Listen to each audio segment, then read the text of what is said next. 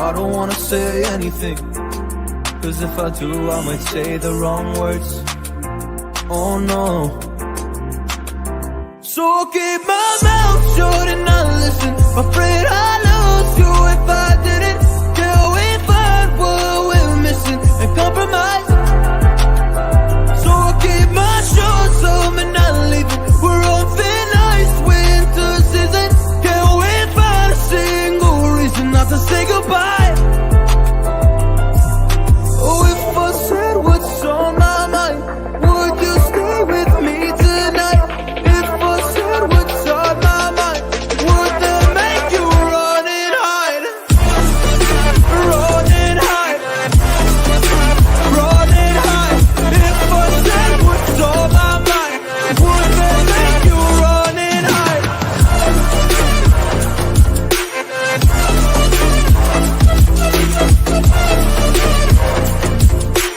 Would that make you run and hide? Run and hide. Run and hide. Oh, would that make you run and hide? Don't know what to do anymore. I'm out of options, nothing's working. I'm out of service. Come help me now, I'm fucking nervous. I'm trying but can't scratch the surface. So I'll keep my mouth shut and not listen. Afraid I'd lose you if I didn't. Till we find what we're missing and compromise. So I'll keep my shorts on and not leaving. We're on thin ice, winter season. Can't wait for a single reason not to say goodbye.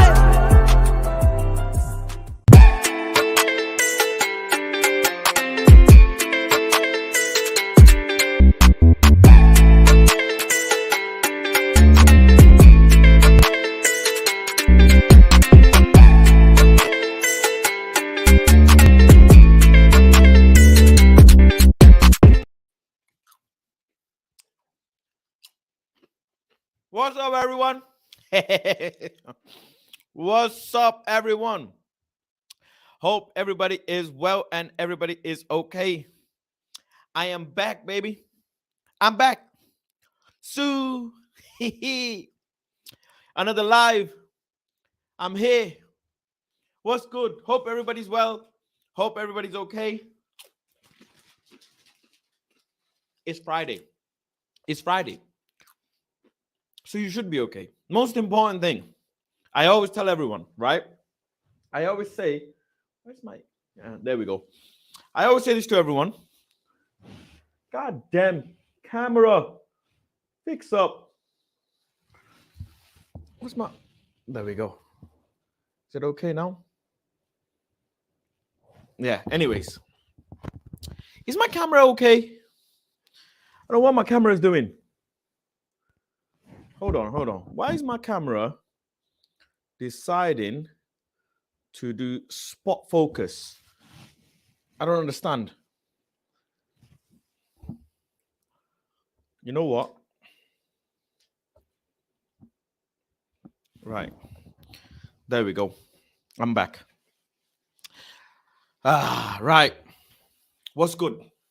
Bubble jacket, enjoying some snacks. That's it. Big up Logan, man. I was just thinking about you, Logan.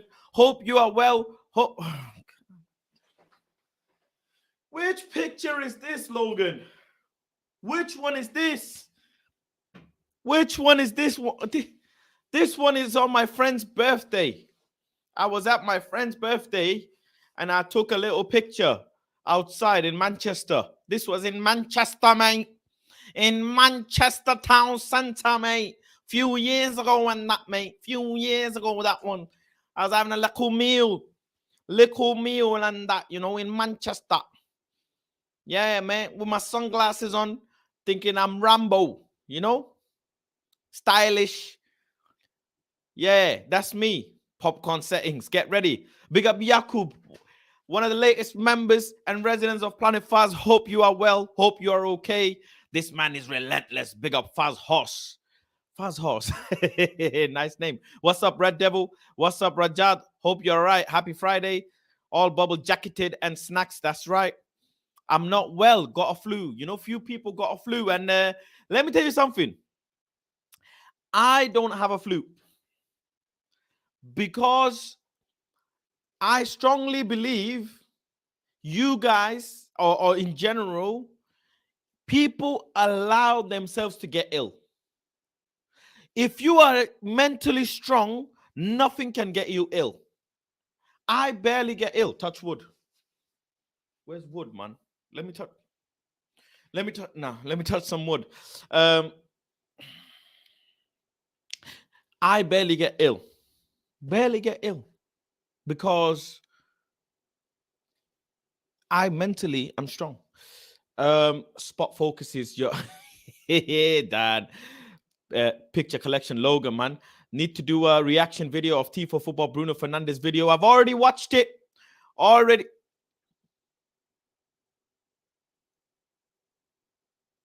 damn it, what kind of profile picture is this? You crazy son of a bitch. Bro, you got cheeks on my screen, and bro, Bruno Fernandes video was really good. Something that we should actually discuss, I'll be honest with you. We should actually discuss. What's your thoughts on Joel and Avram wanting minority? Bollocks. A load of bollocks. Not doing minority for nobody. Majority only. Sell the club. No minority. Not doing no minority business. Do you hate Bruno Fernandes? Absolutely not. No, I do not hate Bruno Fernandes. I actually frankly like him. I actually think he's a nice guy. Yeah, I like him. How good is Rashford? I absolutely love him. There is an argument that Rashford is scoring and that's about it. If Rashford didn't score, then we would still be creating chances. If Rashford didn't play, we would still be creating chances. This is a conversation that I've heard. It's not my personal opinion, but this is a conversation that I've heard. I don't know how much of that you guys agree with, but there's a conversation. But big up everyone. Big up DB Cooper. Big up Muhammad as well. Says the narrative is set now. Time for the show starts for Glazers to brief the journalists to spread the word and keep share prices high for sale. Why one day full sale, next day investment? Muhammad, that is what we're going to start off with. But first and foremost, let's do the due diligence, which is the haircut. The hair is cut.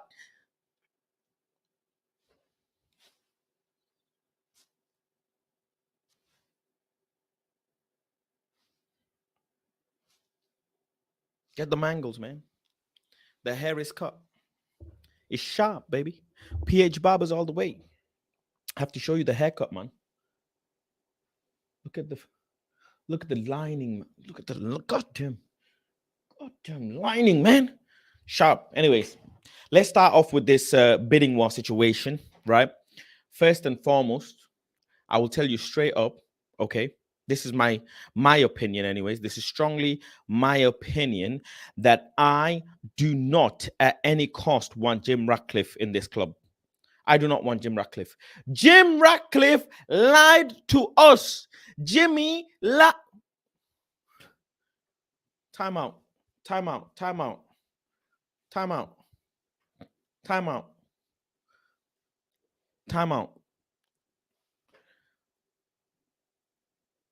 Angles. My barber knows Ten Hag. He knows angles. I barely got hair. You want me to do a different style? God damn it. You guys, man. Never satisfied. Fresh trim to bid for United. Trust me. Jimmy Ratcliffe. Let's go back to Jimmy Ratcliffe. Jimmy Ratcliffe done pissed me off. I'll be honest with you.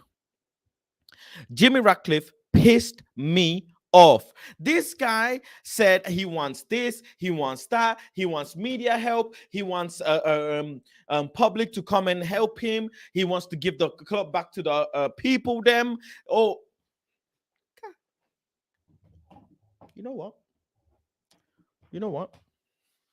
I had a DM from someone saying they are working on fan ownership with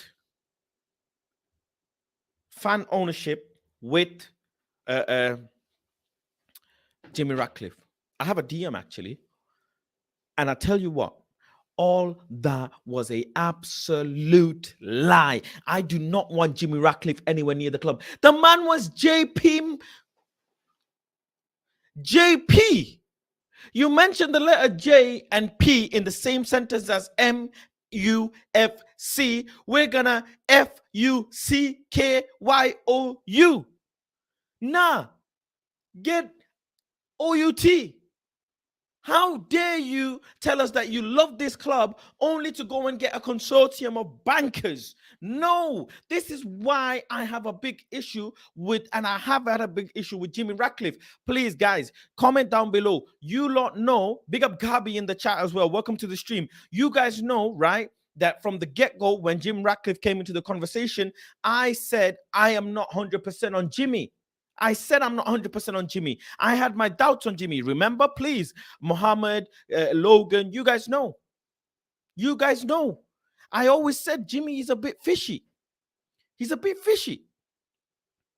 And people were telling me, no, Jimmy's the guy. You should give him time. This, that, the other, yada, yada, yada. Look at what happened now. The man wants to go and get bankers involved in Manchester United. Lord have mercy. No way. Give me straight cash. Manchester United needs straight cash injection. That's what we need. We don't need another finance to refinance the finance that we already financed. Fan ownership also doesn't. Yeah, thank you. Skyliner, thank you. Fan ownership is for brokies. Fan ownership, especially with this club, the way the fan base is toxic. We all have a little bit of, let's be honest, I say it as it is. This fan base has a lot of toxicity at times. So fan ownership, whoa, I don't know about that one. I'll be honest with you. I don't know about that one. What I do know, and what I can tell you, is I need owners to come in and take the organization in the right direction. The whole organization in a nice direction. Going to Old Trafford should be a fun thing to do. It should be an enjoyable thing to do. And it isn't an enjoyable thing to do, with all due respect. It isn't. And that's where my issue comes with Jim Ratcliffe. You have to go and research Jimmy's previous CV. What did he do with OG Nice? What did he do? OG Nice. What did he do? How much did he spend? I think the most he's spending like 60 million for players. Well, okay, he's spending according to the level of the club he's there. He's spending according to the level of the club that is. Big up J2S in the stream as well. Big up Mr. Khan. But you just have to go and look at his CV. And his CV speaks for itself. He ain't that serious of a guy. He's not revolutionized OG Nice. Has he? Has he revolutionized OG Nice? Has he done fantastic stuff with OG Nice? No, he hasn't. And the morality thing about Jim Ratcliffe that, oh my God, he loves Manchester United, Well, have you never heard of arranged marriages? There are a lot of successful arranged marriages. And I need a good fit for Manchester United's next marriage. We are about to divorce the Glazers and go into a new wedding, a new partnership, a new ownership. A new marriage is about to happen. So, Zach, you are right. I personally want to be oiled up because them are the only guys that have the money to make things happen quicker. Brother, we're not trying to wait 10, 15 years for the next Mbappe. Brother, we're not trying to wait next 15 years for a stadium renovation. Click of a finger, things have to happen. Turu, turu, turu. Pick up the phone. Hello? Stadium? Done. Hello? Mbappe? Done. That's how business, they look at the way Man City do business. I mean, okay, yes, they are dodgy, but they still have had bits of transfer that you can say, okay, PSG. You can look at PSG. None of them have delivered Champions League because I guess that's a conversation on its own. But the organization in itself, I mean, look at PSG as a brand. Look at PSG as a brand. Jamie Pearson, Steffi, talk to me about PSG as a brand. How many people do you see in your day-to-day life in London, in Manchester, in Chicago, in New York, in the Bronx, in Canada, Toronto? How many people do you see wearing PSG outfits? Loads. PSG has become a global brand. That's what they have been able to do. That's what we need. And that is exactly what I want, is Manchester United to be catapulted to the next level. And the only way we can do that is by having owners who will have the ambition to do things at that level. We need ambition. We need ambition. We already have the consumers. We have 1.1 billion fans worldwide. 1.1 billion fans. That is a absolute joke. Absolute joke. The current ownerships have fully failed. They have fully failed the way the club, the sponsors, the way everything is ran from pitch, on the pitch to off the pitch. Everything has been scattered. Not one bit of sponsorship or partnership has been well. Not one. Sir Alex absolutely carried this club based on his own merit and his own management style and abilities. That was it. He was God sent. Sir Alex Ferguson was God sent for us. Jose Mourinho did his absolute best to get us a European trophy and another trophy. Very, very best. But let's be honest, to go to the next level in Manchester United's, future, to really take football in a new direction, you need new investment and owners who have the future in mind. We must have the future in mind. It is all about the future. What is the future of this organization? Stop all of this regular business. Think futuristic. We need futuristic. I remember showing on my stream how Marseille ran their stadium. Who remembers that? I think Logan, maybe Dan, some of you guys were here. How Marseille run their stadium. We need that. We need futuristic. We need a way to be a show off. We need to show off the size of the club that we are. We're a juggernaut club. We're not a little club. We're not trying to be big. We're not trying to be big. We are big. We just need to act like it. We have owners don't act like we're big. That's where my issue comes in. Just bring me owners that will act like real owners of an organization, of a big organization. If we, without backing, ladies and gentlemen, without proper backing, without a proper organizational structure, we have won Europa, we have won FA Cup, we are in a Carabao Cup final, we have come second in the league. This is without proper organizational structure. This is without any of it. This is without us clearing our debt. This is without having a proper stadium. This is without all of it. So the fact of the matter is, Jim Ratcliffe cannot be that guy. I don't think so. Nice guy and all, cool, whatever, but I don't think he has the minerals to take this club to the next level. They don't. You look at other clubs and how they function, they've all done as hard as they can with a sell to buy structure. They have, fraudulent structure like City. They have PSG structure where they just splash money. But recent times, PSG have done good business.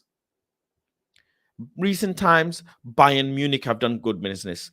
Tell me, how many times do Bayern Munich get things wrong? Tell me. Tell me, someone in the comment section, how many times do you think Bayern Munich get deals wrong?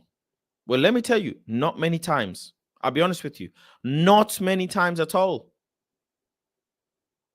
So with that being said, We need to bring in organizations and people who will be able to put forward structure in place, empower people in place to run the club like it's supposed to be.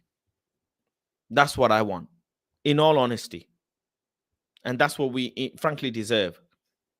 That's what we frankly deserve. There's been obviously a lot of conversation coming out about bids from possibly America, bids from here, bids from there. You know, I'm hearing that there is a possible, this thing about PSG's ownership and Man United, being owned by the same people. I've heard, that rumor get diminished. But it all looks okay from the Qatari side or the Middle Eastern side. And that's what I want, in all honesty. That's the most important thing. We'll go through some of the quotes from Ten Hag as well on his press conference today. But just to speak a bit more about Jim Ratcliffe and the ownership, I mean, what we've heard is Abram and Joel are more open to the idea of the family retaining control of the club by accepting a minority investment.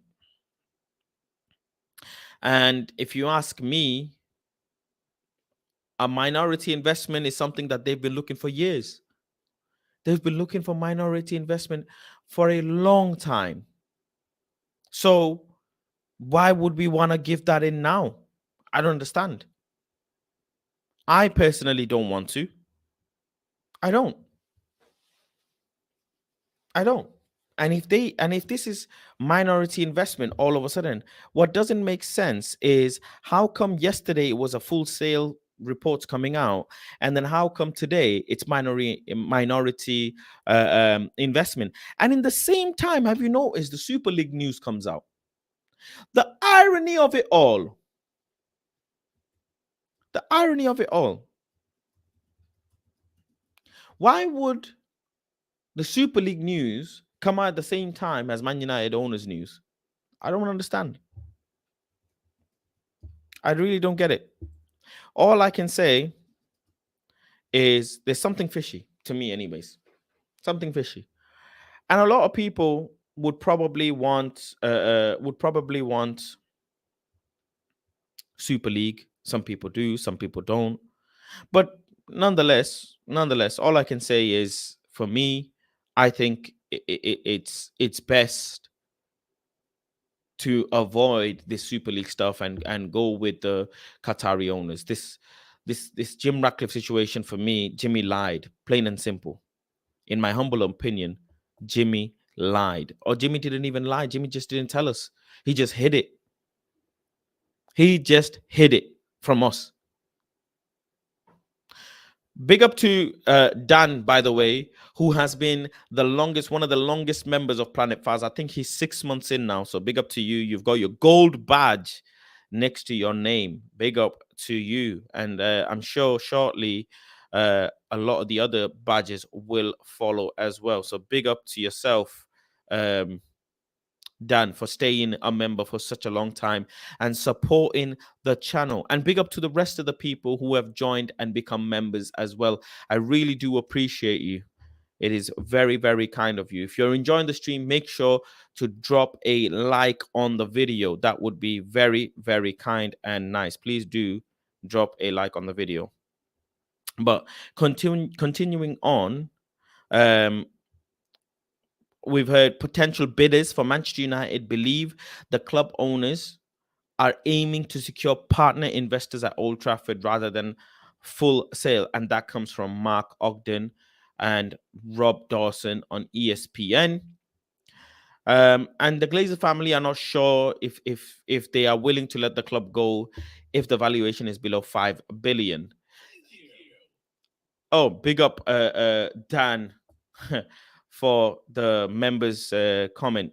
Acknowledge me, I'm the oldest. Big up. So as you can see, I've got a little thingy coming up. So if you guys subscribe, if you guys drop a comment, if you guys become a member, it will come up on there as well. So big up General Dan. Appreciate you, man. Acknowledge me, I'm the oldest.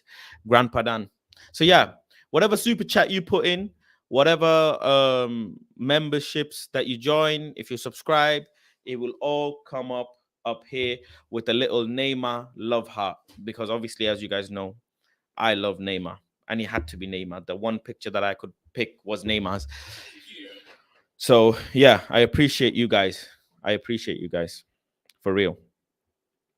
But yeah, with that being said, moving on, right? Moving on.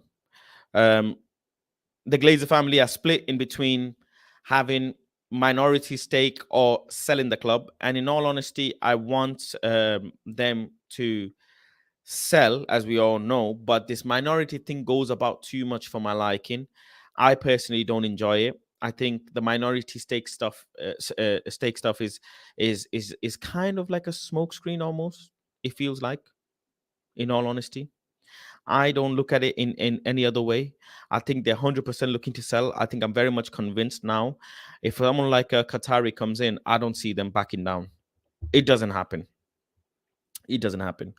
But there's talks of few people being in conversation to bid for Manchester United, and we will see. We will see. Let's go down to United Plug. Big up United Plug for plugging everything, and let's check through what they've got going on. But before I do that as well, let me just welcome the general himself of Giddy Army, who has been giddy himself, and I'm sure he's got a lot to say, and a lot of you will know him. It's none other than Mr. Structure. Mr. Structure is here to put structure in PlanetFaz when we don't have structure. How are you doing, brother? Hope you're doing well. You are muted, just so you know. Vas has all the structure that he needs. Beautiful studio, mate. Beautiful studio. Big up, Vas Nation. How are we? Are we having it or what? Are we mad for it? Are they having it or what, Vas? We're having it, mate. We're having it. We're ready. We're dying for it. There you go. Yeah, it's been a very interesting. Everybody's getting a bit too giddy for my liking, Vas. Giddy FC is on the floor. I think so. I've calmed down. I've calmed down a little bit. I've calmed down quite a bit, actually. In all honesty, I've calmed down a lot. Good. I think. But what's a bit weird is the Qataris are the most talked about, but you do hear that there are other people who are involved in this bidding process and who want to be involved in this bidding process or bidding war. But let's be honest, I don't think anybody is capable of joining a bidding war other than the Qataris. Nobody can outbid them, I don't think. Yeah, Vaz, I think it's going to be very, very interesting, isn't it? It depends how bad they want it. And obviously, you saw the news of the Times that they bought out because people have now realized, the Glazers have now realized the market value of Manchester United is like 3.5 billion. And then you add another, you get the sale through, and that will add at the most $1 billion. You know what I mean? So 4.5 billion, and they want 6 billion. So at the end of the day, all of the bidders know that what's the actual price of Manchester United. So if Manchester United had a new stadium, if the training ground was sorted, if the women and the youth team were playing in Manchester, if all of that was happening, Vaz, then Man United would be maybe worth 6 billion. Do you know what I mean? It will be worth that money that the Glazers want. But unfortunately, whoever's going to come in is going to need, Vaz. They're going to need a 10 billion, $1.5 billion, $2 billion to sort all of the infrastructure out of the football club at every stage. So that's why they can't get that money. But yeah, the one that I'm worried about, and I was telling you when we were on the phone earlier this afternoon, I was telling you is that the Americans, because if you remember the original news, it was Sky Sports broke it, and they said it was an American consortium similar to the one that owns Chelsea that were being put together to put in a bid for Manchester United. And we've not heard from them. Why have they not declared? And it's mainly because it is full of hedge fund, vulture capitalists. And soon as that be known, just like the Ricketts family, if you remember the Ricketts family, who wanted to take over Chelsea, soon as Chelsea fans found out who they were and what they were about, that when Ricketts out was trending.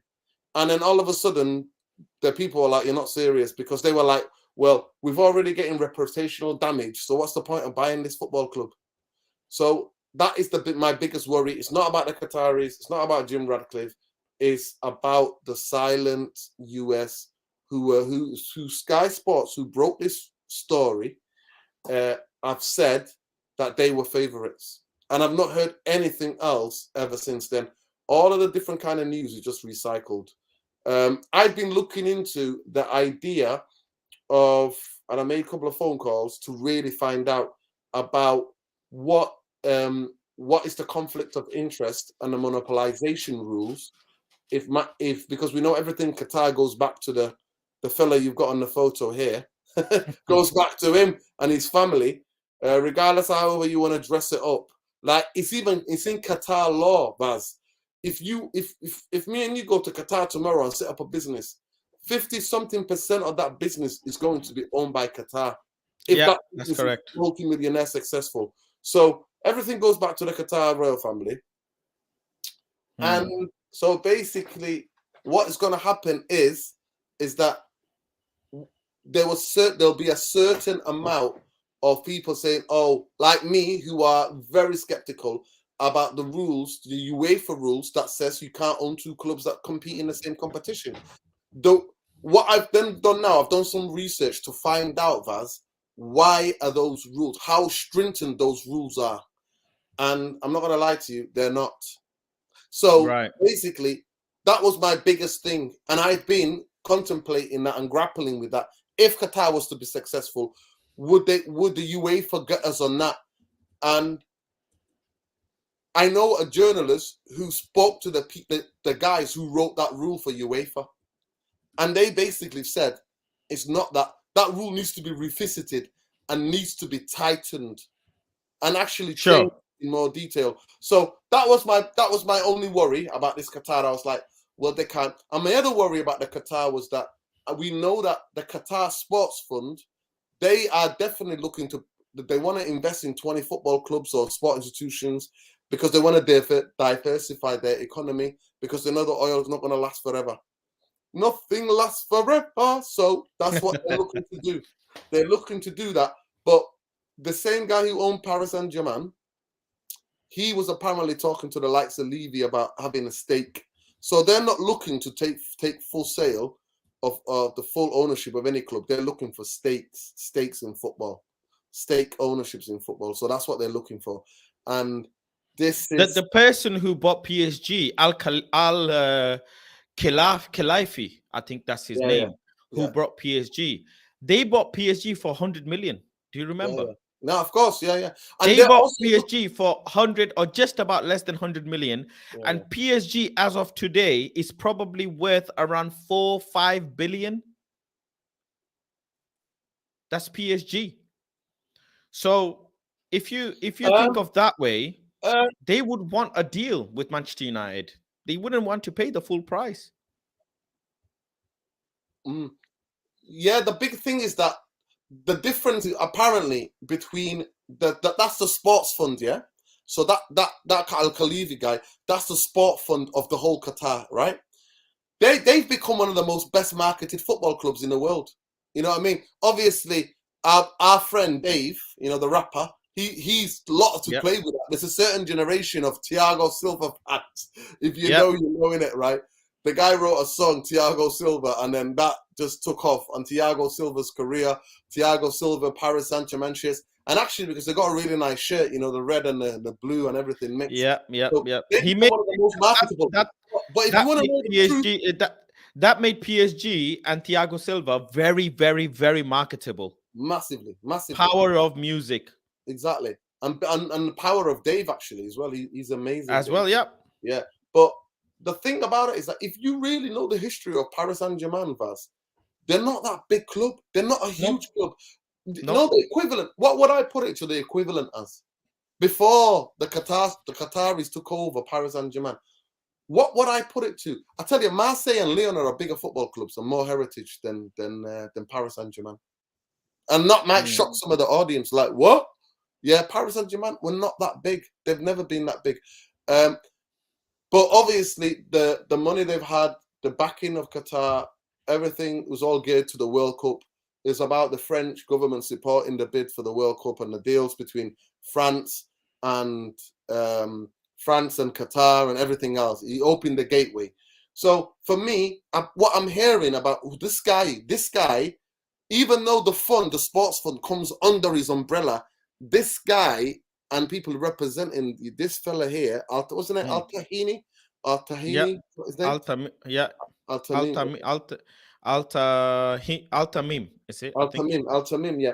Al-Tamim. Apparently, Al-Tamim has now got his own secret, his own fund, his own private fund that want to buy Manchester United. That's what's been reported. But like I said, people are getting a bit too giddy for my liking.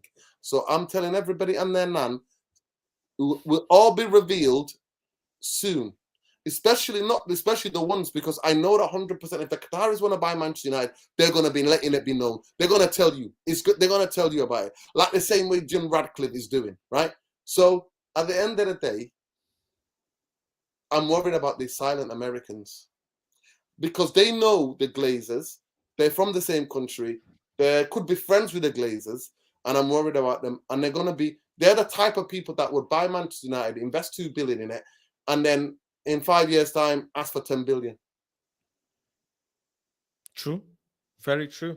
The deadline for the overall situation, if I'm not mistaken, is on the 17th, isn't it? On the 17th of this month, and the soft deadline was that's the soft deadline, that's what it is, on the 17th of February, and that's when we'll really find out when everybody is going to be putting a potential bid in, and proof of funds will be shown at that time as well. We will see what happens from there, but from what I can find out and what I can read, the likelihood is it might be a Saudi consortium and a Qatari consortium who might come in. There is obviously complications around the Qatari side because they own PSG and Manchester United, and PSG might be in the same competition, or will be in the same competition next year if we continue in top four. But I think they will work around it. They will certainly work around it. What my concern is, though, is how will they prioritize between PSG and Manchester United? Because let's not forget, they are the same. They're not the exact same group, but they're a branch of the same group. Does that make sense, Nurdin? QIA is a branch of QIS or QSI. I think it's QIS. Yeah. So it concerns me as how they will go and prioritize between the two. Well, there are conflicting reports, Vaz. So there are conflicting reports. So one of them is the people that is the Qatar Sports Trust Fund, right?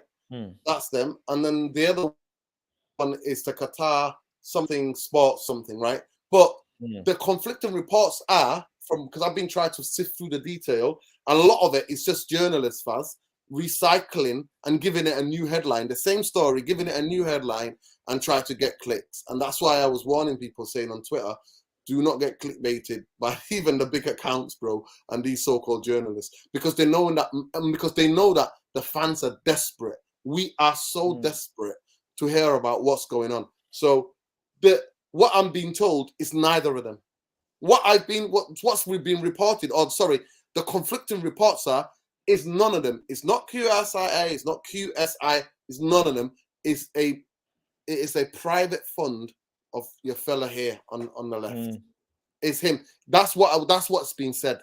That's what's been said. So not even to talk about, is this separate? Is that no? People are saying it's his own private fund and he wants to buy Manchester United. Obviously, following on from the success of the Qatar World Cup. Faz, what should I have? McDonald's or KFC? That's the biggest question. What should Star-Lord have today for dinner? He's asking. What did he have for lunch? Comment down below what you had for lunch, because Mr. Structure will give you a structure for your diet. That's what he's asking. people are saying that Red Bull are owning Yeah, RB Group. They own a couple of things, and look yeah. at how they ran. They ran okay. They ran But the fine. way they get But away that with it, doesn't really. the way they get Yeah. away with it, Vaz, they are a multinational corporation, Vaz. Red Bull is a sponsorship, right? They say they sponsor these football clubs. They don't technically own them, and they can get away with it. Like I said, the rules in UEFA is not, because I thought that rule was quite stringent. You know what I mean? Very strict rule on the monopolization and the fact that you know the fair competition in terms of like if Man United were to play PSG, who would they want to win? Do you understand what I'm saying to you? So, but that rule is very laxed. From my understanding, that rule is very lax, and the fact that they say they are just a sponsorship. If you Google it, you can see the reason why that what Red Bull say to justify it, and that meets the standard of UEFA, and they're able to do it. But my biggest concern was about that. My biggest concern in this whole thing wasn't about the Qataris. It was about this monopolization, this that owning two different football clubs that can compete in the same competition, and then which one are you siding with? But what I've been told is that this is not even to do with any of the different sport, the state funds, sport funds. This is specifically to do with my guy, his private money, and that he's putting up. And let's not forget, these people, they have only very, very small percentage of their money on the books, and a lot of money is off the books. And people are asking, is Emir actually a Manchester United fan, like Logan is asking? Logan, in all honesty, it doesn't matter. It doesn't matter if he is or not. Because in hindsight, look at what Jim Ratcliffe turned out to be, and he was supposedly a Manchester United fan, and he's bringing in more debt into the club. He's trying to pay the debt off with debt, and he's not risking his own money. We need cash buyers. We want people with solid money on the table, duffel bag money, I like to call it, briefcase, duffel bag, backpack money. Bring the cash in the bag. Go to the cash machine, go to the bank, and withdraw the money and bring it. It's as simple as that. There's no point beating around the bush. The person involved, it's Al Tamin. I think his net worth is about 2.5 billion, but he comes with QIA Group, which is obviously net worth in around 300 odd million. So, for me, Al Tamim is the right guy. He should be the not guy million. Baz, you said million, billion. No, billion. Yeah, billion, 335 billion. He should be the guy. You saw what he did with the World Cup. You saw how flamboyant the World Cup was. You saw how flamboyant the organization that led the World Cup. Nobody who was there actually had anything bad to say. The media and the BBC did everything they could to downplay Qataris and the World Cup. They did everything they could, but they went overboard to do everything they can for a good tournament. Right now, one of the biggest platforms on Twitter, and I am going to call them out for this, Muppeteers have come out and said they wouldn't mind letting the Glazers run the club because of moral ground.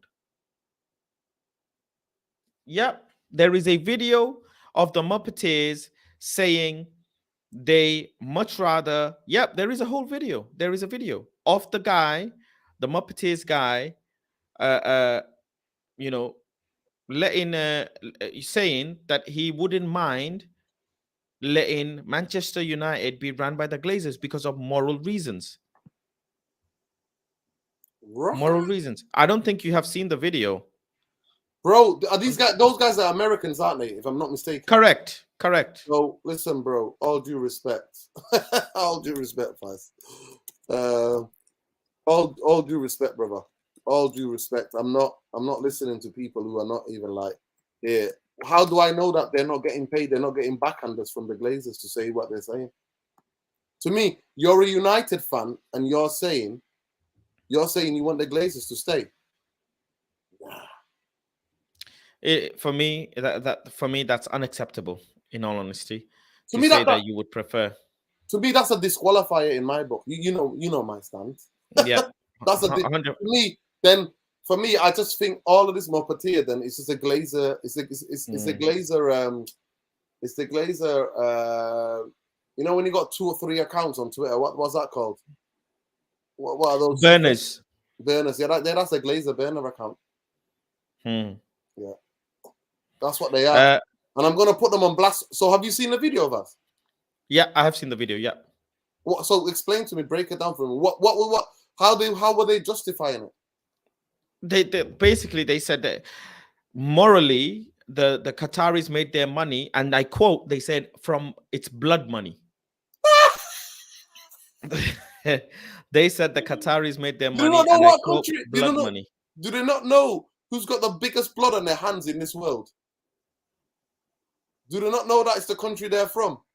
And the CIA overthrowing countries right, left, and center, bombing their country right now, Vas. Right now, Syria that's hit by earthquake cannot relieve any relief stuff funds because the US have got an embargo on it. I will actually find the video once I can and bring it up. It is under one of their threads. If someone can find it and DM it to me, please do. Because you guys are very good at research, so please do. The Saudi Arabian sports minister Prince Abdulaziz bin Turki Al Faisal spoke of his desire for the country to invest in Manchester United last year, but given Newcastle's ownership, this is likely to be unfeasible because I think he's the one that owns Newcastle, who has gone and bought Newcastle. But let's just deep dive into the quotes from Ten Hag's press conference today. Let's speak about that. Obviously, Lisandro Martinez was involved as well, so we'll go ahead and pick up some quotes from there as well. So let me just bring that up. Bear with. Big up United Plug. Always plug in everything. There you go. Right. There we are. Right. Okay. So we start off with Lisandro Martinez. Yes, of course. Apart from the huge passion I have for football, something I love to do. I love this sport. You also have to find motivation to keep giving your all every day. He says, each time I wake up, of course, I have to be thankful to be alive. This is exactly, I love Lisandro so much. If you know, Logan knows this. Logan, who watches my stream all the time, Dan and everyone, I say this. If someone asks me how I am, I say I'm alive, I can't complain. Yeah. That's the most important thing. I'm alive, I can't complain. Everything else is a bonus. All of this stuff is a bonus. So I love Lisandro Martinez, thinks the same way. Says, each time I wake up, of course, I have to be thankful to be alive and to be breathing in this world. And when you remember your family, your friends, the place you came from, those really tough times, that's where hard to get that were hard to get through. How can it not motivate you? And clearly, it's going to give you that energy, that extra bit so you can give your all in training and certainly in games. You know, this man is the real captain. The real captain for me. Soldier of the epitome of a soldier. If anybody you want next to you in battle, it's him. He's the captain, Vaz. He's the real captain of Manchester United for me. I can see him becoming the future of Manchester United. He doesn't do talking, Mr. Structure. He doesn't do talking. He does action. That's what he does. He's about action. Do you see, Mr. Structure, have you noticed when he makes a tackle, he's the first one up from the floor. He never stays down. He never shows weakness. He never says, ooh, I'm hurt. He gets up straight away and he looks down on you. The striker or the forward that he's tackled, he looks down on you. He shows that this is war. I must win my battle. Yeah. He's Ten Hag's most trusted man. 100%. To me, he's the real leader. When you're in the stadium, you know he's the captain of the team, me personally. And like he said, he does it by action. Obviously, I've heard this as well. Manchester United are ready to sign Marcel Sabitzer on permanently in the summer if he impresses during the loan, which would be I said really, that. really good. We Really said good. that, bro. We said that. I Yeah. thought he was brilliant the other night. Even he was carrying Fred. Don't get me Ten, started. Don't Ten get me. Hag has said, obviously, and confirmed that Anthony, Martial, McTominay are out. Anthony, if you are not aware, has a leg issue at the moment. Anthony Martial has a disease at the moment. And Scott McTominay is out without an actual explanation of injury. In terms of Martial, Muscular, I'm not going muscular, to muscular. muscular. Yeah, muscular. I am not going to call Anthony Martial's injury anymore. I strongly believe it is a disease. It is a sickness. It is something that he needs to take up with God and this doctors cannot prevail anymore.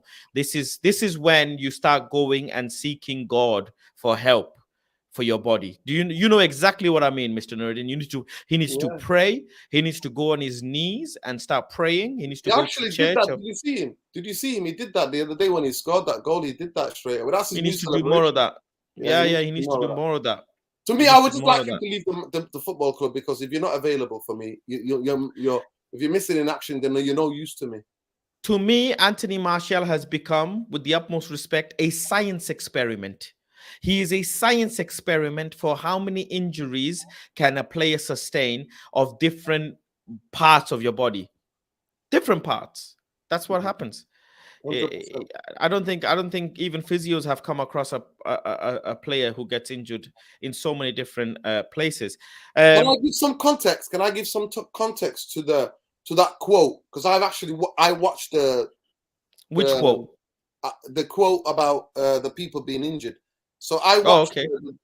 I watched the press conference today, this evening. So basically, the press conference wasn't today. It was filmed on Thursday morning. It wasn't filmed today.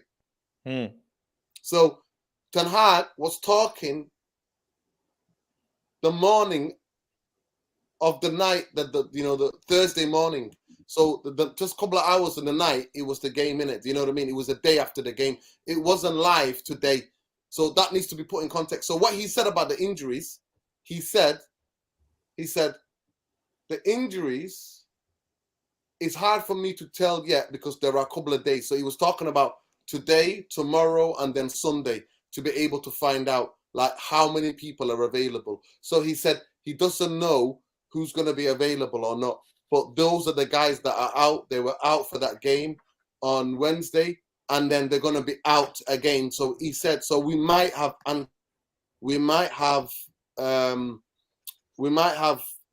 Martial definitely not fit, but Scott McTominay not fit, but Anthony might be fit. If any of them is going to be fit, I think Anthony's going to be fit. Anthony needs to be fit for Barcelona. You can't not have Anthony fit for Barcelona. In all honesty, you can't. Well, that's me. That's a game, and I just want to get out. You know me and Europa League. I just want to get out of that, man. No! No! I don't. No. Listen. I've just seen a comment. Hold tight, Pransana. Get his comment up, bro. But big up, by the way, Ed Woodward. I think I know who this is, but big up Ed Woodward. P.S. Tony will climb out of the trenches again. Oh my God. Can you bring up the Pransana comment up there? He says, Sterling, what does he think of Sabitzer? Sabitzer not 29, he's 27. So get it right, first of all, before you try trolling me. Sabitzer is 27 years old, not 29. And I said it. I'm really sorry, Mr. Structure, but Sabitzer is 28. Is he 28? Okay, he must just turn 28. Okay. And I said from day dot, when he first came, I said this is a player that Erik ten Hag likes. And for me, he's better than Scott McTominay, who is soon to be 28. Vaz. And Fred, who's nearly 30. So, I'm sorry. I'll keep Sabitzer because he's better than those two fellas. All day, every day. But what I would like Man United to sign is one young midfield player or 2 young midfield players and let Fred and McTominay go in the summer if it was up to me. If it was up to me. But Vaz, I'm going to have it as a topic for my show at 20 past 10. Yeah. I'm sorry I was a bit late here. I got caught up in a conversation and then I lost track of time. You know how it is. My ADHD brain does that sometimes. But I'm going to approach it. But I'm telling you, people like you want Man United to be in 4 competitions. And I think our season could be ruined by injuries and suspensions. And the tiredness, the amount of games we're going to play. So you want me to stay in this Europa League, knowing that in the semi-final, quarter-final, I can get knocked out just like that. Or in a final as well, I can get beaten with empty hands, even though I think that's a Mickey Mouse trophy. You want Man United to die on that hill. It's not Mickey Mouse trophy. It's not. Explain yourself, as nation. Explain yourself. It's not Mickey Mouse trophy. It's not Mickey Mouse trophy. But the Sabitzer slander is a bit awkward. I don't understand, because people have the audacity to protect Bruno more than they protect their wives, kids, and house, but they don't want to. They don't want to do that. Big up Ganso for continuing his membership as well. Have you seen what I've done? Neymar comes up. If you donate, if you become a member, Neymar comes up with a love heart. Big up Neymar. Big up Neymar. I appreciate Neymar. And Ganso, who's been a member for 5 months, says Europa League from the beginning to the end is another 9 games. Wow. Another 9 games. So it adds 9 games from the start to the finish, which is a lot. And that's why. Which is a lot. And that's why I want to check out FC. Here we go. Yeah. Here we go. Yeah. But I love Europa, man. I love Europa. Check I love me Europa. out. How can you love that music? How can you? Baz, you know what hurts me, Baz? You know what hurts me, Baz? You know what it is that, you know what the biggest thing hurts me, people of your age, yeah? You know what damages me, Baz?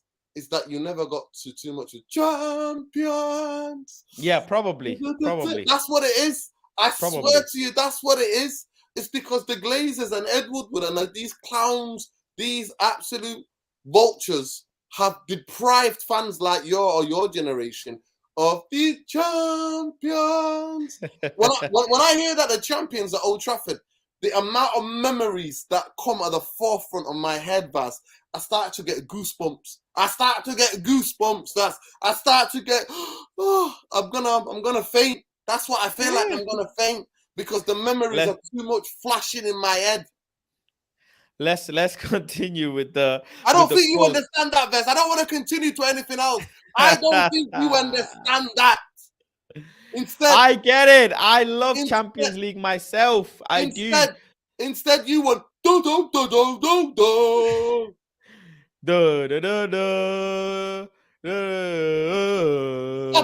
Stop it.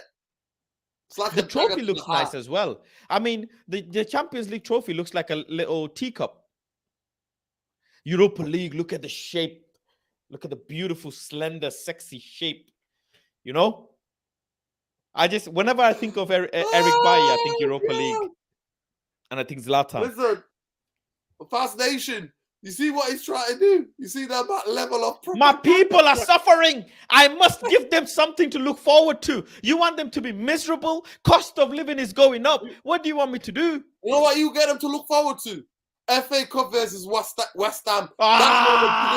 Give it a rest. One of the biggest games of the season, mate. The FA Cup. Give it a rest. We got Cup. Wembley. I'm gonna see you outside Wembley. Wembley. They're the famous Manchester United, and we're going to Wembley. Wembley. For energy drinks.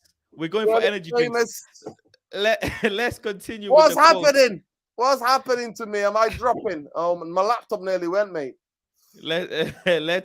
I'll let you fix your screen, but let's continue with the quotes. Jamie Carragher on Lisandro Martinez. He says, he has been brilliant to be that small and play centre-back. Yet again, the man has to mention his goddamn height. He says, you obviously have to be a special player. He's been a big part of Manchester United's spirit. But I do know he has also said that Lisandro Martinez might get found out. Eventually, it will happen. And you know what? Somewhat true. Every centre-back has a day where they get where they get taken the piss for. I mean, you saw that against Nottingham Forest. Brennan Johnson dropped a shoulder on Lisandro Martinez, which was a bit booky. Gibbs White also had a little moment, but nonetheless, Lisandro Martinez is for me the best centre back in the world, without shadow of doubt. For me, anyways. Ten Hag now says, I don't expect Joga Bonito, Martial, and McTominay to be available, but we have some days. I don't expect it, and if I can oversee it until now, I don't see any problems coming up. Barcelona, I think the same answer. I can't say for 100%, but don't expect it. And I like what Ten Hag is doing. What he's doing is playing chess, not checkers. He is going and playing mind games with Xavi, playing mind games with the Catalonians, and telling them, don't expect anything because we're not sure of anything. Whatever turns up on the day, you will see. Eric Ten Hag also believes proposed new European Super League could be a good thing if it improves football in Europe. What do you think of that? No, it's not what he said. That's not what he said. Oh my God, these Germans. I know he didn't say it. He didn't say that. You know what he said? So basically, somebody asked him about the new Europe, and he said, you know what? We're playing so many games. I've not had time to look at what's out there. And he said, of course, you always want to improve competitions. You want to improve things. But the way they put it is that Eric Ten Hag is for the Super League. No, he's not. Nope. He said, you know what he said? He said, if anything is to be looked at, I leave it to the hierarchy of the club. Yeah. That's what he said.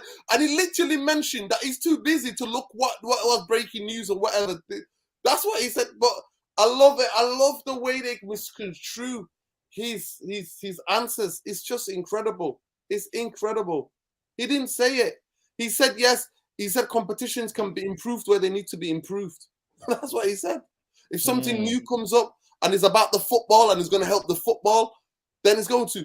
This new Super League is not helping football. It's about getting people rich and changing even the format of the game. They wanna go to ad breaks. They want to have breaks in between games like the American sports, so they can have advertisers. How do you think who's gonna pay for the Super League? Yeah, I can understand where you're coming from. Listen, I haven't made my mind up on the Super League. Listen, it's not my words. This is Florentino Perez. Yeah, it's surprising how Perez is leading this thing so hard, to be honest. Yeah, because Real Madrid are not relevant anymore because they can't keep up anymore, mate. They can't keep up anymore with the Prem. That's why. Right, let's continue with the quotes. We have Ten Hag. As a striker, you have to at least be on the scoring list. The assist list. He's talking about Garnacho. Yeah. As a striker, attacker. Yeah, I remember. This was a question about Garnacho. Yeah, and I remember. And they were saying to him, and they asked him, this is to give you the reference to this question, then you can read it out.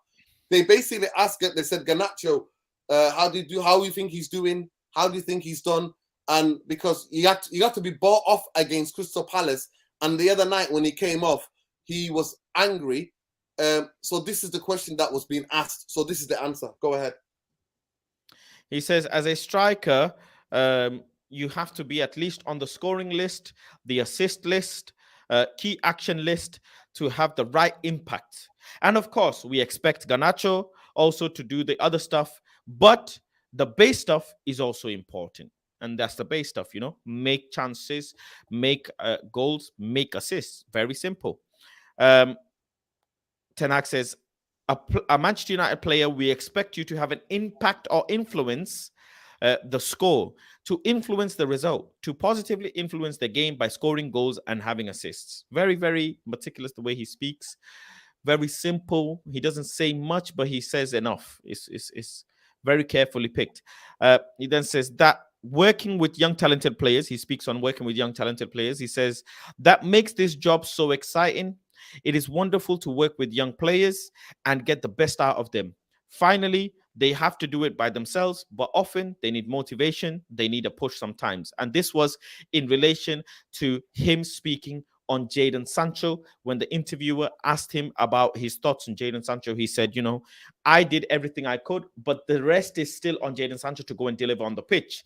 The final bit of the actual product comes down to Jadon Sancho. It's nice to motivate them. It's nice because you saw when Jadon Sancho scored, Ten Hag had a smile on his face, which was very nice to see. It was very, very nice to see.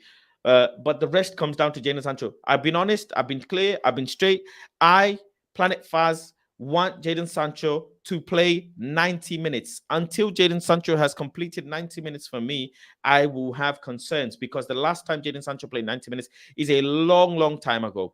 And it's a concern for me at 22 years of age why you are not playing 90 minutes. I'm bearing with him.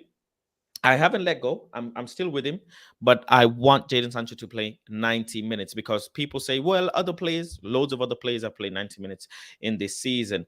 But you also understand that you have to build up to that. You have to build up to that. You play 60, then maybe you play 50. So you come on for half an hour. You play for 60 minutes, then 70 minutes. Then against Leeds on Sunday, I want him to play a solid 45 minutes. He has to. Yeah. He has to play a solid 45 minutes. It's about time. He has been 2 seasons well, here. To be fair, he would have. I think he would have started the other night, but he was ill because the illness in the camp. Well, was he ill? Yeah. They're saying that he was ill. Was he ill, or was it someone's birthday over the weekend? That's all I can say. That's all I can say. Well, the illness thing has always been there when there's a festival going on. You should know this. Of course, you know what goes on in the clubs. I know I do. No, I do.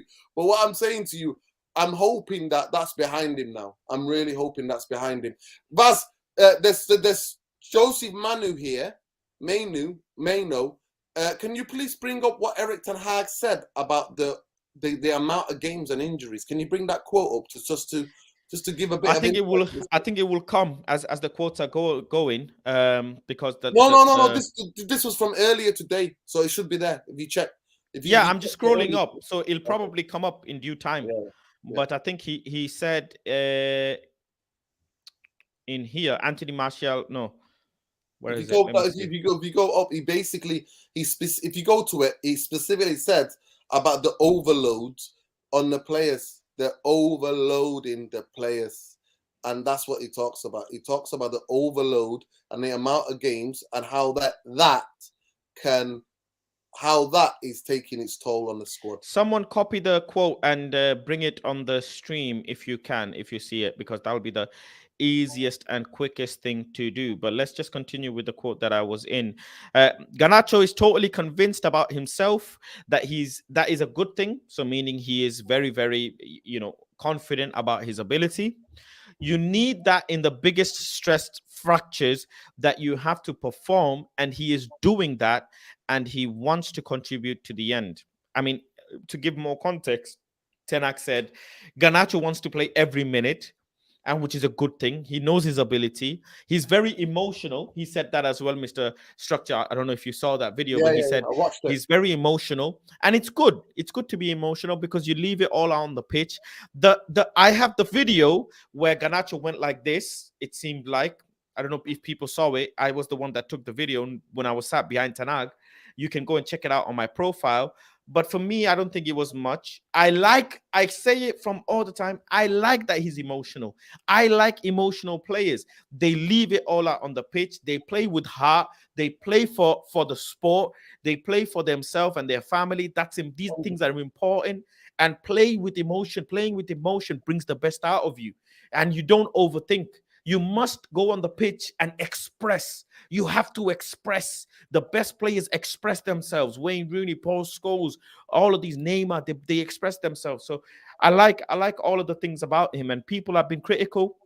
They've called him shit. They've called him this, that, the other. And those people, those are very scummy and disgusting comments for an 18-year-old. If you're old enough to wear the shirt, you are old enough to be criticized, but you are not. Let's be honest. You have to understand. People just try and keep the same energy and forget to be humans. These are humans. He is just about got his driving license. You know that. That's how young he is. He's just got his driving license. So please, he still probably gets ID'd if he goes anywhere. So he's a child. Let him mold and grow. The manager knows best how to bring these young, and this is why, Mr. Structure, I keep saying leave Zidane Iqbal alone, leave Kobe Manu alone, because soon as they have one bad game, you lot will bash them. And when I say this, the fans tell me, fans, no, they're ready, let them play, they deserve minutes. Well, who are you to say they deserve minutes? Who are you? It's Ten Hag who decides. Well, the biggest be patient. Listen, the biggest thing for me, I was quite disturbed. If you go and look at my match reaction, I went off. I lost the plot because I couldn't believe that people were abusing him. Listen, criticism all day. People were giving him like 2 and blaming him for the draw.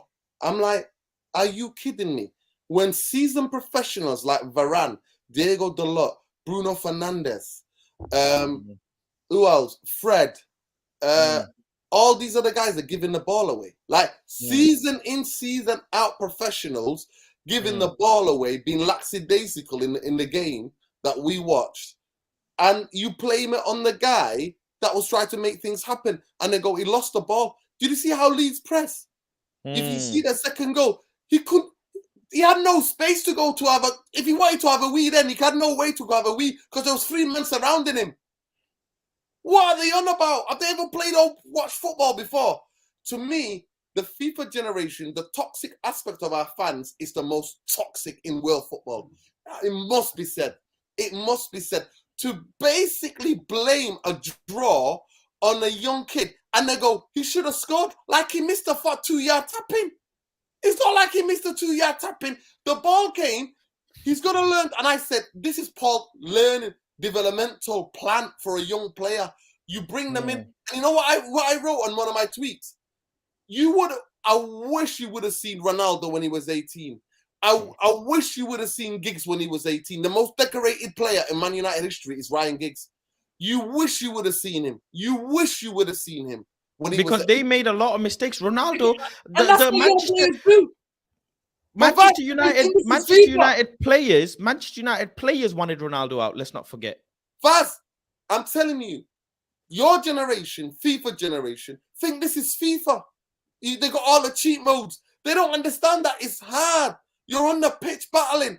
I said it in my tweets, one of the biggest things I test young players on, right, is that when things are going against you, how much do you want the ball? Especially attacking players. How much do you go, I'm having a bad game, but give me that ball because I want to have a go at them again. Yeah. And Garnacho is that, and that's the emotion that you're talking about. It's everything you mentioned and talked about there. Everything you mentioned and talked about there. So this idea that the fan base are blaming him, they've done it to Tahith Jung. They were doing it to some of the players. They've done it to so many other players. I'm just trying to remember some of the young players that played. So Garnacho's not the first, right? He's not the first by any means. But the idea that they're forgetting the match-winning performances, like the match-winning performances he put in against Fulham, against Man City. We don't win the derby without him. We don't. Nobody saw that turn. Even still today now, Aki's going, where am I? What am I? Am I meant to go Tesco? Am I meant to go Tesco? Because the way he turned him, he dropped the shoulder and turned him and put it right at the foot of Rashford to score the winner. So this idea, this kid is a special talent at 18, Baz. The last season, right? Because Man United first team was doing my head in. I watched more Man United women games and I watched at least 4 youth games at Old Trafford. So this idea, Vaz, that he is the biggest problem of that game last night, where Fred and Bruno are giving the ball away like it's hot potato. Get the hell out of here. Yeah. For me, I didn't like the fan base doing that. Let's move on. And my last point is this. Listen, Vaz, my last point is this. If you're going to have a go at youth player, do not support Manchester United. We're the only football club in top flight world football. We're the only football club in top flight world football that has a history of 80 to 90 years of having a youth player in every match day squad. Nobody can touch us. Nobody. So do not support the club. Do not support Manchester United. Go and support some other club. We're always going to play youngsters. Youngsters are always going to be given time to make mistakes and time to learn. That is how they develop and become better players. That's the history of Manchester United. That's the history of the Busby Babes. After having one bad or one half bad, he wasn't even bad. Out of 10 take on versus Ayling, he successfully went past 5 times. That wasn't even freaking bad. And Ayling just tried to bully him physically because he's an 18-year-old. He's not fully developed. But people are so critical. There's so much. Like I said, Mr. Structure, they will protect Bruno Fernandes like they're married to Bruno. They will protect Bruno like they're married to him. But an 18-year-old who's won you games, who shouldn't be featuring, by the way, who should still be developing, he's still a raw talent, has come in and has taken under Ronaldo, has taken under the manager, has fixed his attitude, has now grown into the squad. You want to instantly gun him down on one small performance. It doesn't say, by the way, it doesn't say a lot about the player. It says a lot about our fan base. A lot of our fan base. It doesn't look good. And this is why I always say fan ownership in Manchester United would be one of the worst things. Fan ownership would ruin our club. The way our fans move sometimes is so bad. Let's go and continue with some of the other quotes that Ten Hag said on Garnacho. He said, I think he is doing well. He has an impact on our game. I think he's a threat. Also yesterday, he had good actions. He was lively, created chances, but had to score. And finally, it's about that. You have to have an effect. Listen, he had a chance on goal. He should have scored, but he didn't. But I'm sure he learned from that. He could have squared it to Wout Weghorst, but he didn't. But it's okay. I'm still so happy with him. He had 2 clear-cut chances, if you ask me, to score, and he missed. But it's okay. I'm still happy with him because the senior players in the team carried us through, and rightly so. Manchester United will still win games with Garnacho on the pitch. I can assure you of that. This kid is serious talent. If you want to say that he's not generational, if you want to say he's not that good, that's a you thing. Well done to you. But to me, Alejandro Garnacho is an absolutely world-class talent in the making. I'm telling you, he will do bits if he went to Bayern, Real Madrid, Barcelona, and places like that. Let's go to the next quote. He says, I don't think about that. Garnacho doesn't understand the decision to sub him off. He's quite emotional. This is when they asked him about the hand situation, my video that I made about the hand coming off. He said he's quite emotional. That is his strength. He brings this to the game. He wants to win. He wants to play football. He doesn't want to miss any minutes. And I think that's good. I like the way he put it. He accepts decisions and the team is always above everything. And I think he knows that. When he's coming off, that emotion, that frustration, it's not against that. That's he's not accepting it. Any player, by the way, Mr. Structure, if you believe in your source, if you believe in your ability, you are going to want to stay on the pitch. It is as simple as that. To me, he's not going to be the first player. He's not going to be the first player to ever be peed off, excuse my language, from being substituted. It's a fact. To me, it shows that how much they want it, how much they want to play. Yeah, I like it. They want it. Yeah. So for me, I'll be worried. So there's somebody in the comments, right? Because honestly, some of these people do not understand anything, right? There's a football is the game. Somebody in there in your comments, Vaz, in the show tonight, who's basically saying I'm gonna say that. No, I'm saying criticize him, but for blame him, solely him, for the draw. Blaming an 18-year-old. Like, you know what you need to do? You need to look at yourself in the mirror and give yourself a slap. Because you know what? If you came to me with that talk, I'll give you a backhand printed on your face, a backhand that will spin you in 360. I'm telling you. Because if you're blaming him, while there's 4 or 5 other seasoned professionals who had a stinker of a game, but you go to him, it tells me you know nothing about how young players are developed. At this age, Vaz, the level of inconsistency they show, and actually, you know what? I'm surprised about him. He's been super consistent. Every time we're at Old Trafford, both of us this season, since he broke into the team, and this is his breakout year, Vaz, yeah? He always gives us energy. Crystal Palace game. Crystal Palace in the game, He comes on, gives us energy, completely changes the dynamic of the game. Man City comes on, changes the completely dynamic of the game. He's done it so many games this season. Fulham away, comes on, completely changes the dynamic of the game. What are you guys? What are you watching? I can't help you. I can't help I don't know. you. I don't know. In all honesty, I don't know. For me, it's diabolical. It's diabolical. Let's go to the next one. He said, Eric Ten Hag on how football is evolving. He says, I think the structure is good, but there will always be initiatives to make it better. People will always want to construct better, which is good. If it is in favor of the football, it is always good. So that's his take on the structure of football and football evolving in terms of, what do you call it? In terms of Super League and stuff. We've had some quotes from Nemanja Vidic that I want to read out as well quickly. He says, people were wondering if Lisandro Martinez could play in England. As a former player and defender, I'm really happy with the way he plays and especially the energy he brings of that aggressive and winning mentality. Varane is an experienced player. He has some injury problems, but the more he plays together with Martinez, the better the partnership will be. That's Nemanja Vidic, our legend. He says, Eric Ten Hag makes players better. He's a good coach. That's the very important thing. He works on the pitch with them all the time. He has a long-term vision. He gives me confidence as a former Man United player and a fan that he knows what he's doing. I'm really pleased with how Lisandro Martinez did when he joined the club. And he says, Lisandro Martinez arrived 6 months ago, so he's done really well. He brings energy. He likes defending. He seems like he's playing in... He seems to like playing in England.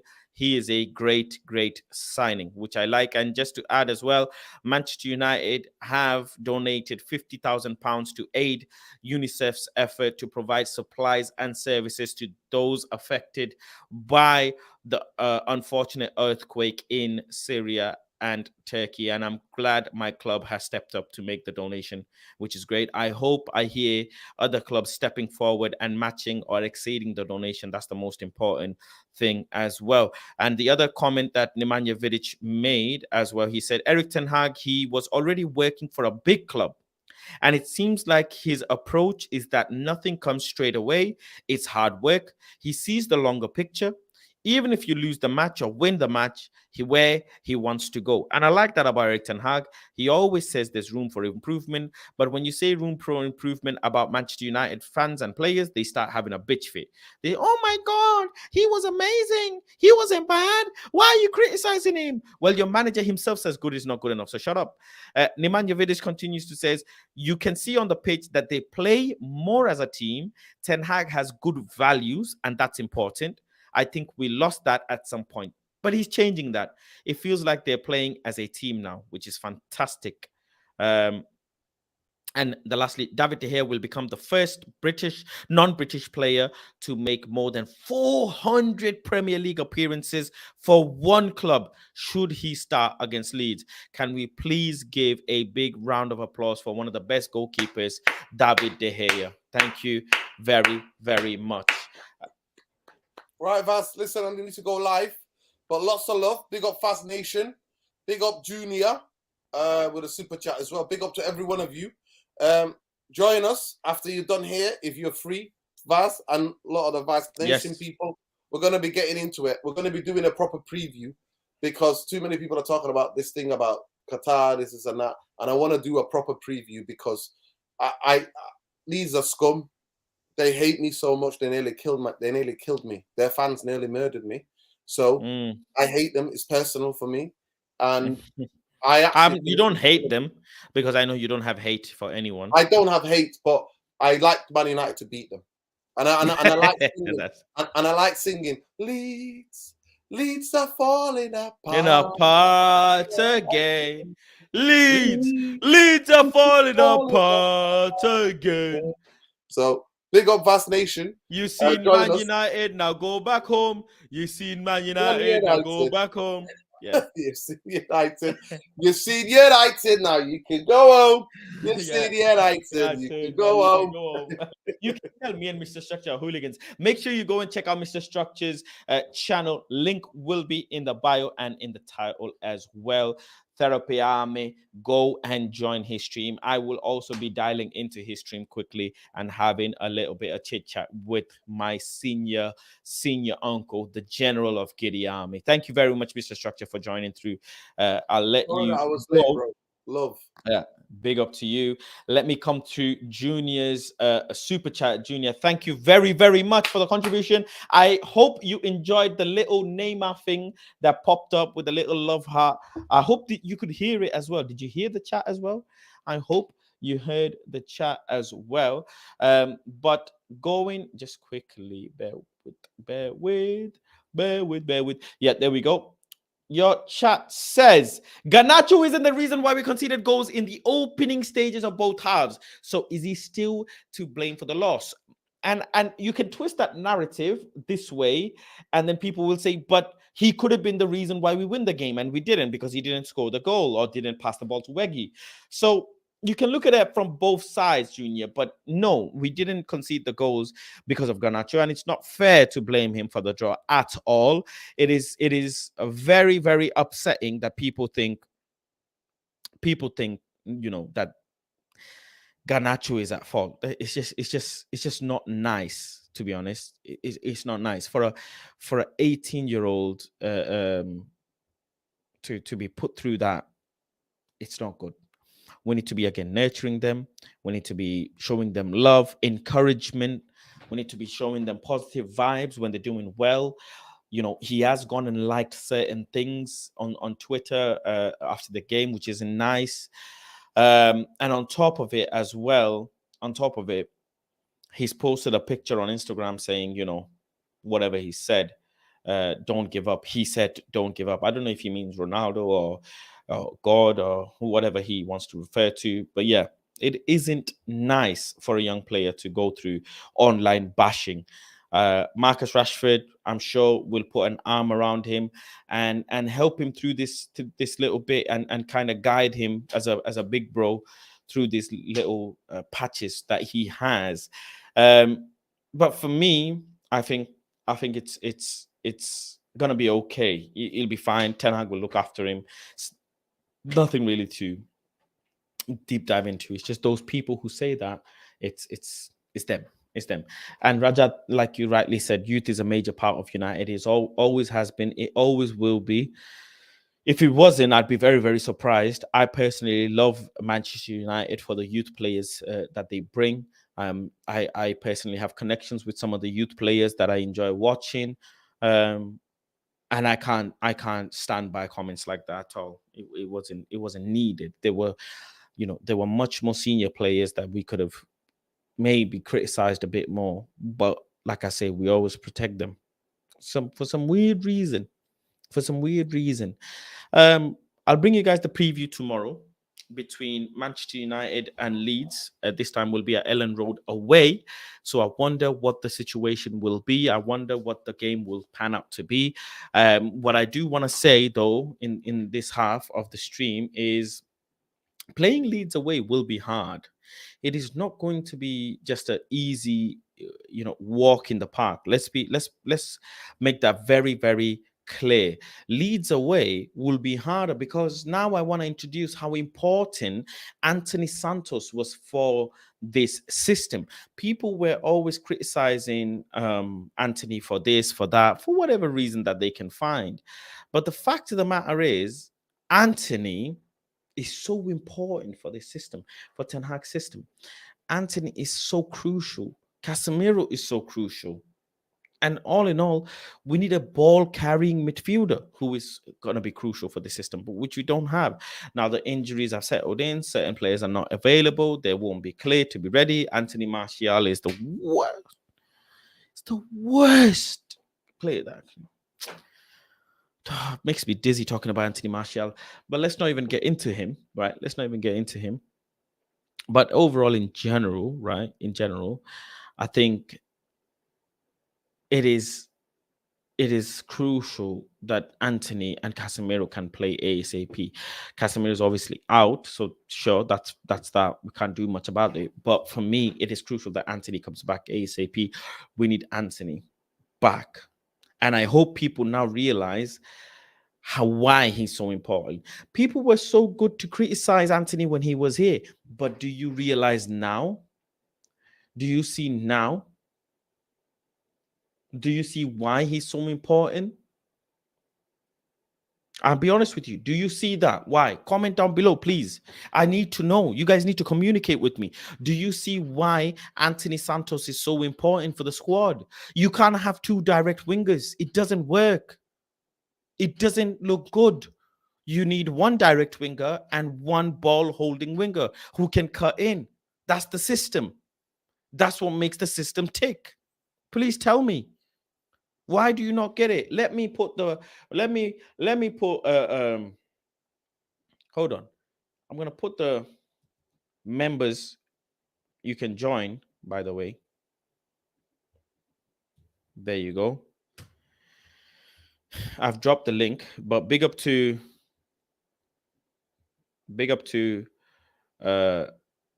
Logan, who sent me a video that I must bring up.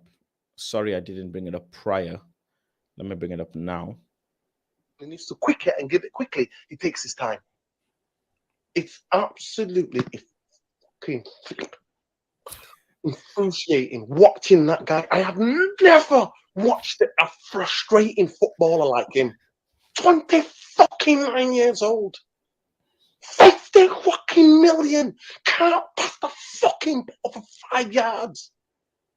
Can't pass the ball 5 yards. I'm fucking fuming. But it shows you his progress. And even because of you lot, it's seeping to my head. Well, maybe now top 4 is in fucking danger. Top 4 is in danger. He needs to quick. I absolutely love Nerdin, man.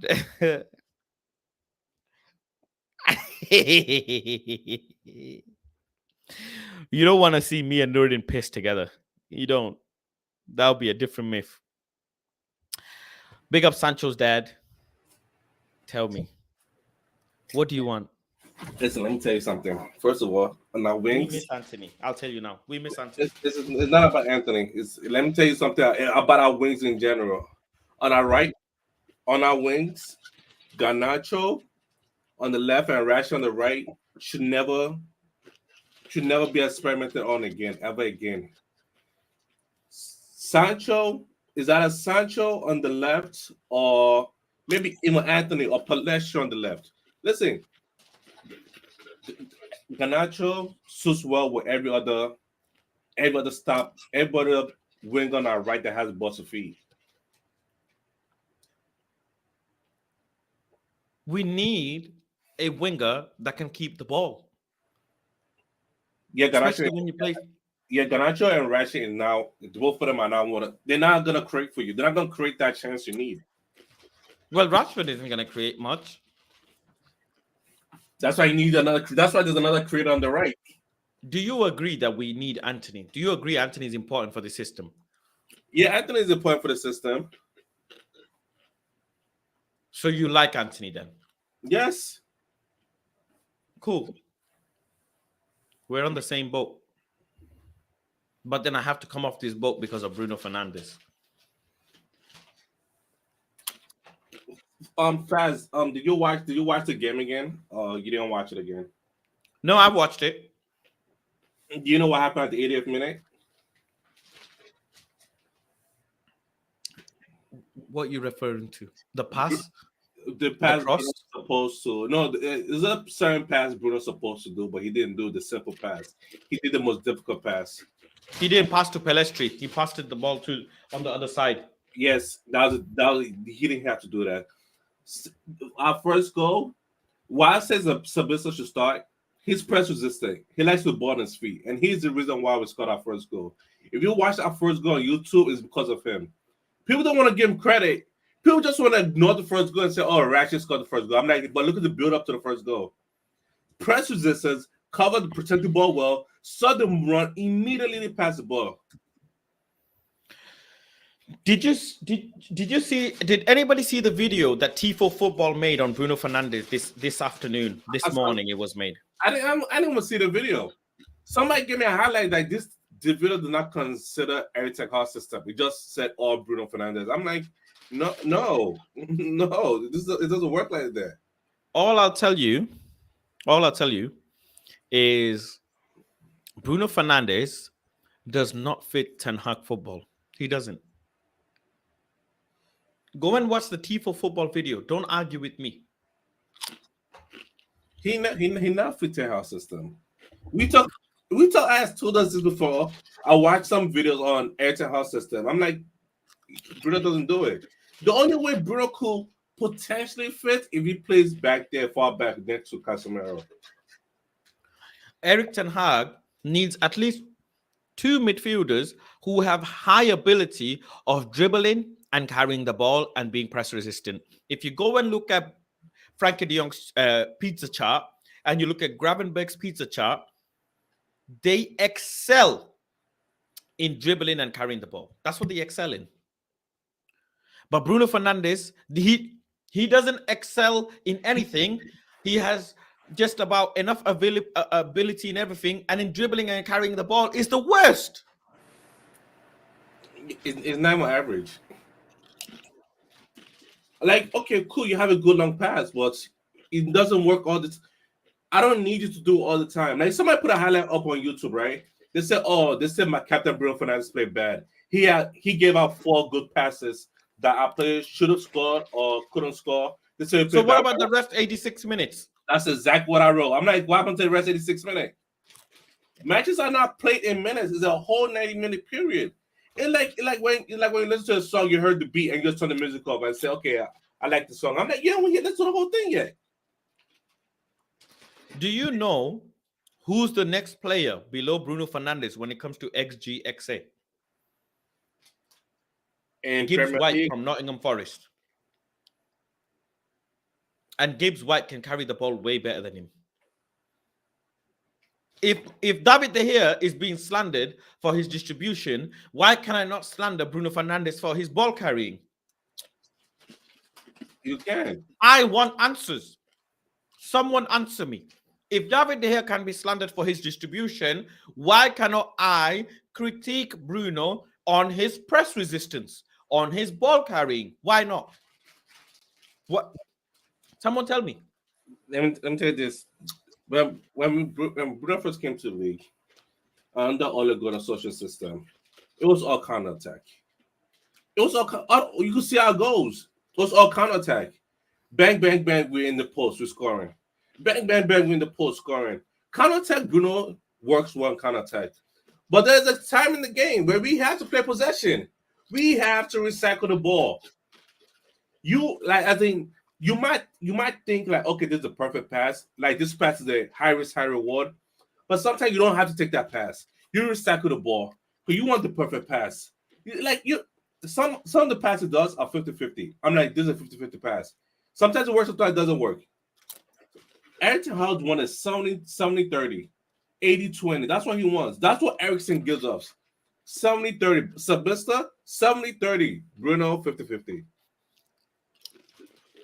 And that long ball he kicked to Sancho, he missed it, by the way. He went to the defender.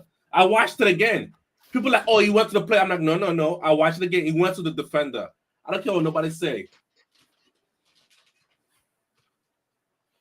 For me, Bruno Fernandes is not the guy to build the team around. To build a team around a certain player, you can only go to the ceiling level that he is. And Bruno Fernandes' ceiling is not there. I'll be honest with you. Bruno Fernandes is not a great talent. He does some dumb stuff at times, and you think, where does your decision-making come from? You know what team Bruno belongs to? Brian or Newcastle. They all love him there. Bruno? No. Not possible. Actually, I lied. Wolves is Portugal. Better. It belongs. Better. Wolves is Portugal.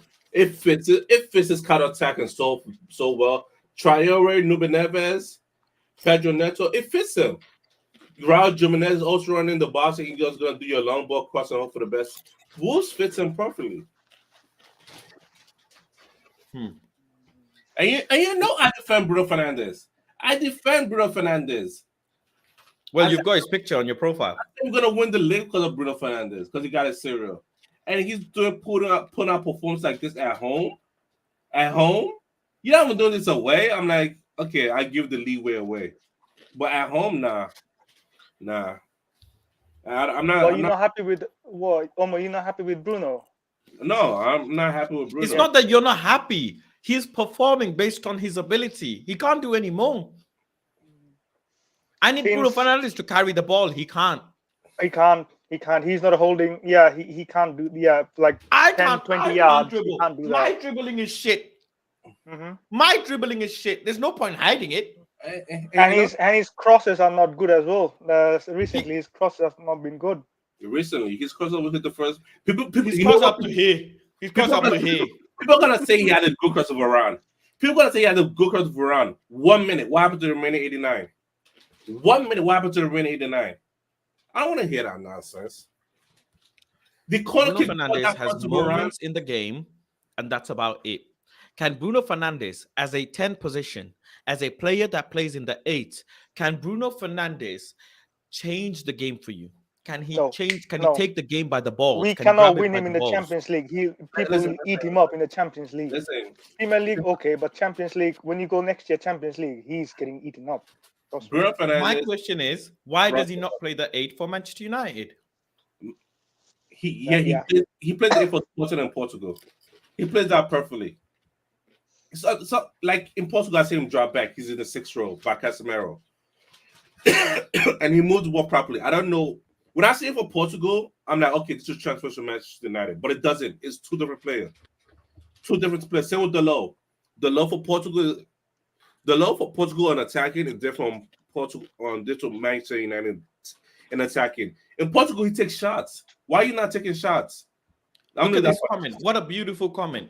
His technical security is poor, does not recycle the ball. Casemiro is good on the ball, and he plays a number.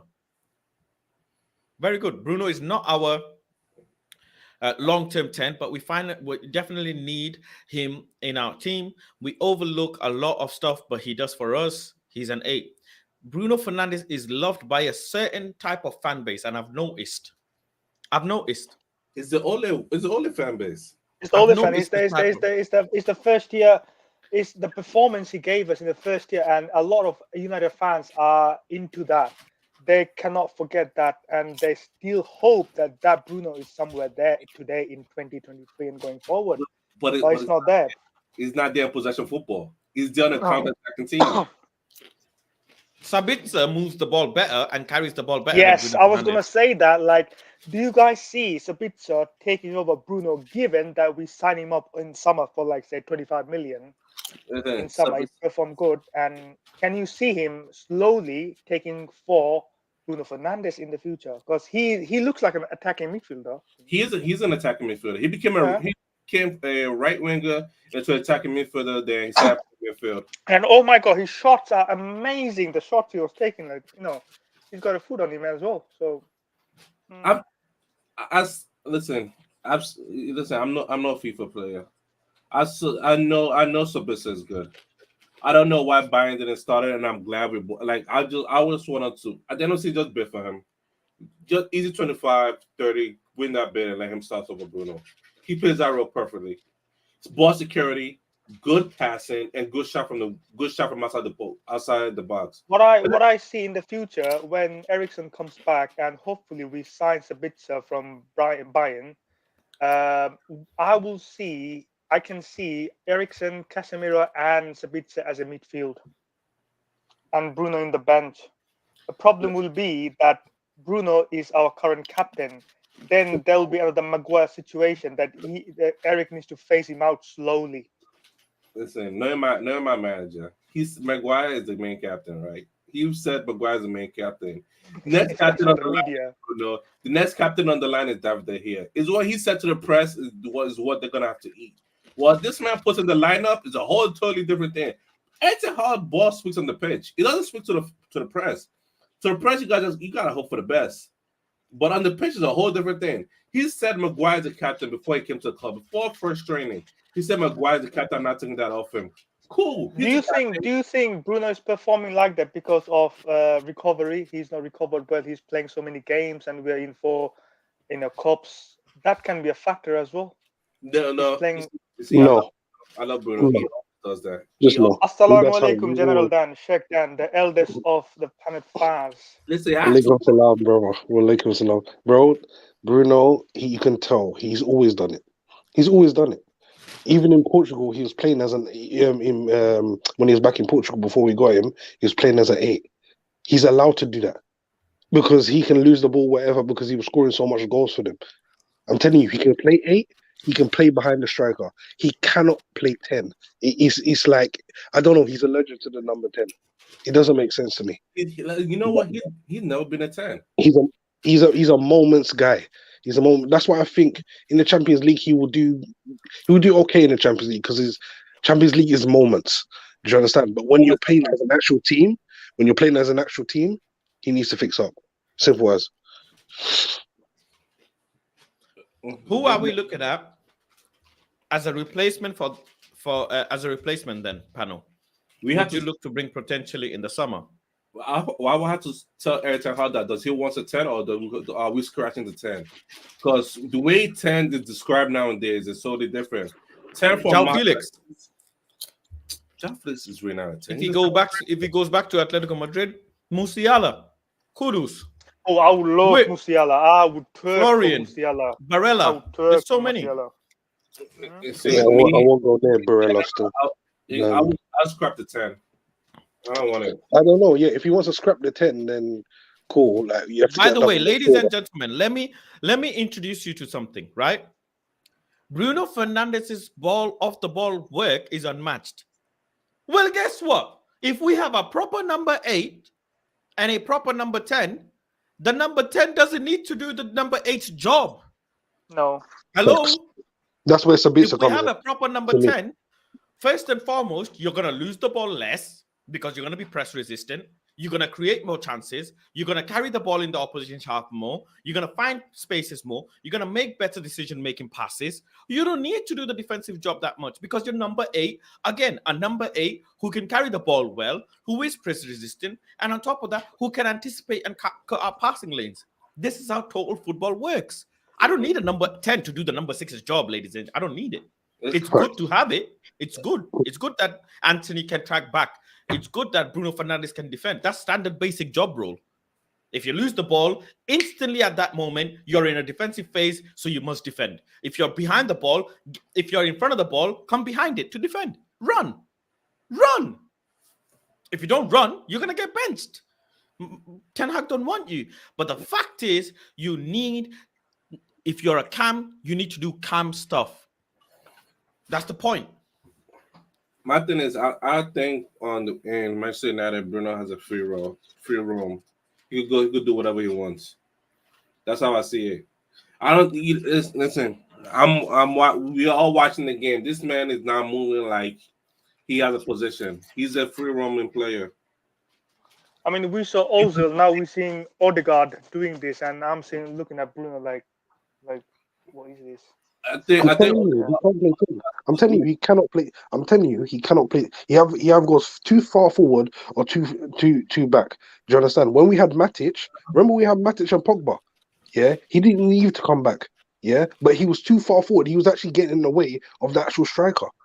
Do you understand? It's like he cannot play 10. He doesn't stay in that position. He doesn't pop up in those. He does moments things, and it's just like it annoys me. It actually annoys me. Do you understand? But do you think he's looking for more goals? That's why he's doing that. Yeah, I get it. You're looking for goals, but like as because the numbers are down. What a 10 does. You know what a 10 does. Do you understand? The 10 stays in that pocket. I'm not saying he can't go forward, he can't go back, whatever. But it's like he goes either too far forward or too back. It's like he doesn't. Too backward, yeah. He's allergic to that place in the middle. That pocket is empty. That's why when Fred plays, Fred occupies that pocket. And that's why he has got a Fred. So it's like, it's a domino effect. Exactly. Fred is a better Exactly. than Bruno because Fred goes into those empty spots. I won't go that far, but yeah, I get what you're saying. It's like what you said. Bruno go too far forward. If Bruno go too far forward, who has to cover that spot? Fred goes there. Fred has to come exactly. And then Fred is not the best positionally. So when Fred is going there, he's leaving all that space behind him. It is, as you said, it's a domino effect. Right, Nate, how you doing? Hope you're doing well. I don't know. Are you there? Yeah, I'm good. I'm just listening. Cool. How people are on Bruno's back. Interesting. We're not on his back. We're on his side. We're just criticizing. We want the best of him. But let's speak on this tweet quickly. Work on the Qatari group. Work on the Qatari group's interest for Manchester United is progressing at speed. Mike Keegan tweets. Basically, Alhamdulillah. It's nothing much, but I don't concentrate on tweets like that. I'll be honest. It's just a tweet. Let me tell you what I read about Mr. Jim Ratcliffe. Right, I was gonna do my research on him. I'm like, who is this guy that want to buy my club? Right? Are you rich? He ain't that rich. First of all. Second of all, he went to OG Nice, invest in the club, and he said, "All I want is you players. I'm not trying to be like PSG. Excuse me? You buy the club and not trying to be like PSG? You're not trying to compete with number one? You just want to buy you club and develop the you? Oh, you're here to make money. Your Glazers 0.5. You're worse than Glazers." What did he actually say that? he said he's not trying to compete with PSG. Yeah, that one. He has said something like that. I've read it. They had a manager, Vieira, lost 5 games in a row. They fired them. They brought in a new manager, got them to, during relegation, got them to 15. Next year, they were trying to go for Champions League, and they didn't push the Champions League. And then they're losing players on a free. I said, I'm signing players. Like, what are we doing here? I don't want that man at the club. He said he want to invest in the youths. Don't invest in my youths. He for the fact that he wants to own the club but working for everyone else's money to back him doesn't make sense.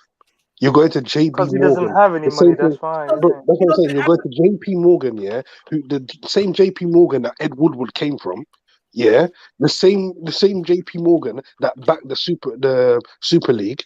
Are you all right? Are you all right? I thought Ratcliffe went to JP Morgan to get some advice on the bidding and do. He went there for the loan. That's what the money is. What advice do you go to a bank for? What advice to get money? That's it. He doesn't have any money because his company. He constantly moves his company around so he can pay low in taxes. Why do you think he lives in France? Why do you think he lives down there? Because he doesn't pay taxes. Bro, come on. He has a house in Saint-Tropez. It says in Bloomberg. It says in Bloomberg to provide debt financing for the bid to buy. Right? Okay, yeah, I get it now. He said 20 million moving to France and taxes. I don't want to not paying your money, bro. Let me go through some of the comments. Go on, Junior says, but then is it Bruno's fault he needs to come back and do the dirty work of the ball because the players he has to work with in the midfield? Example, Fred. Well, even when Fred is not on the pitch, we will see. And you know what? When Sabitzer and Casemiro play, I really want to see what this comment leads to then. What will happen then? Exactly. We'll find out shortly. Two more games, and we'll see. About this comment, the thing is that Bruno, like, does a simple pass. He doesn't do the simple pass. He do the hardest pass. And that player got to do the hardest work. Like, for example, lob into Rashi. You don't have to lob to Rashi every single time.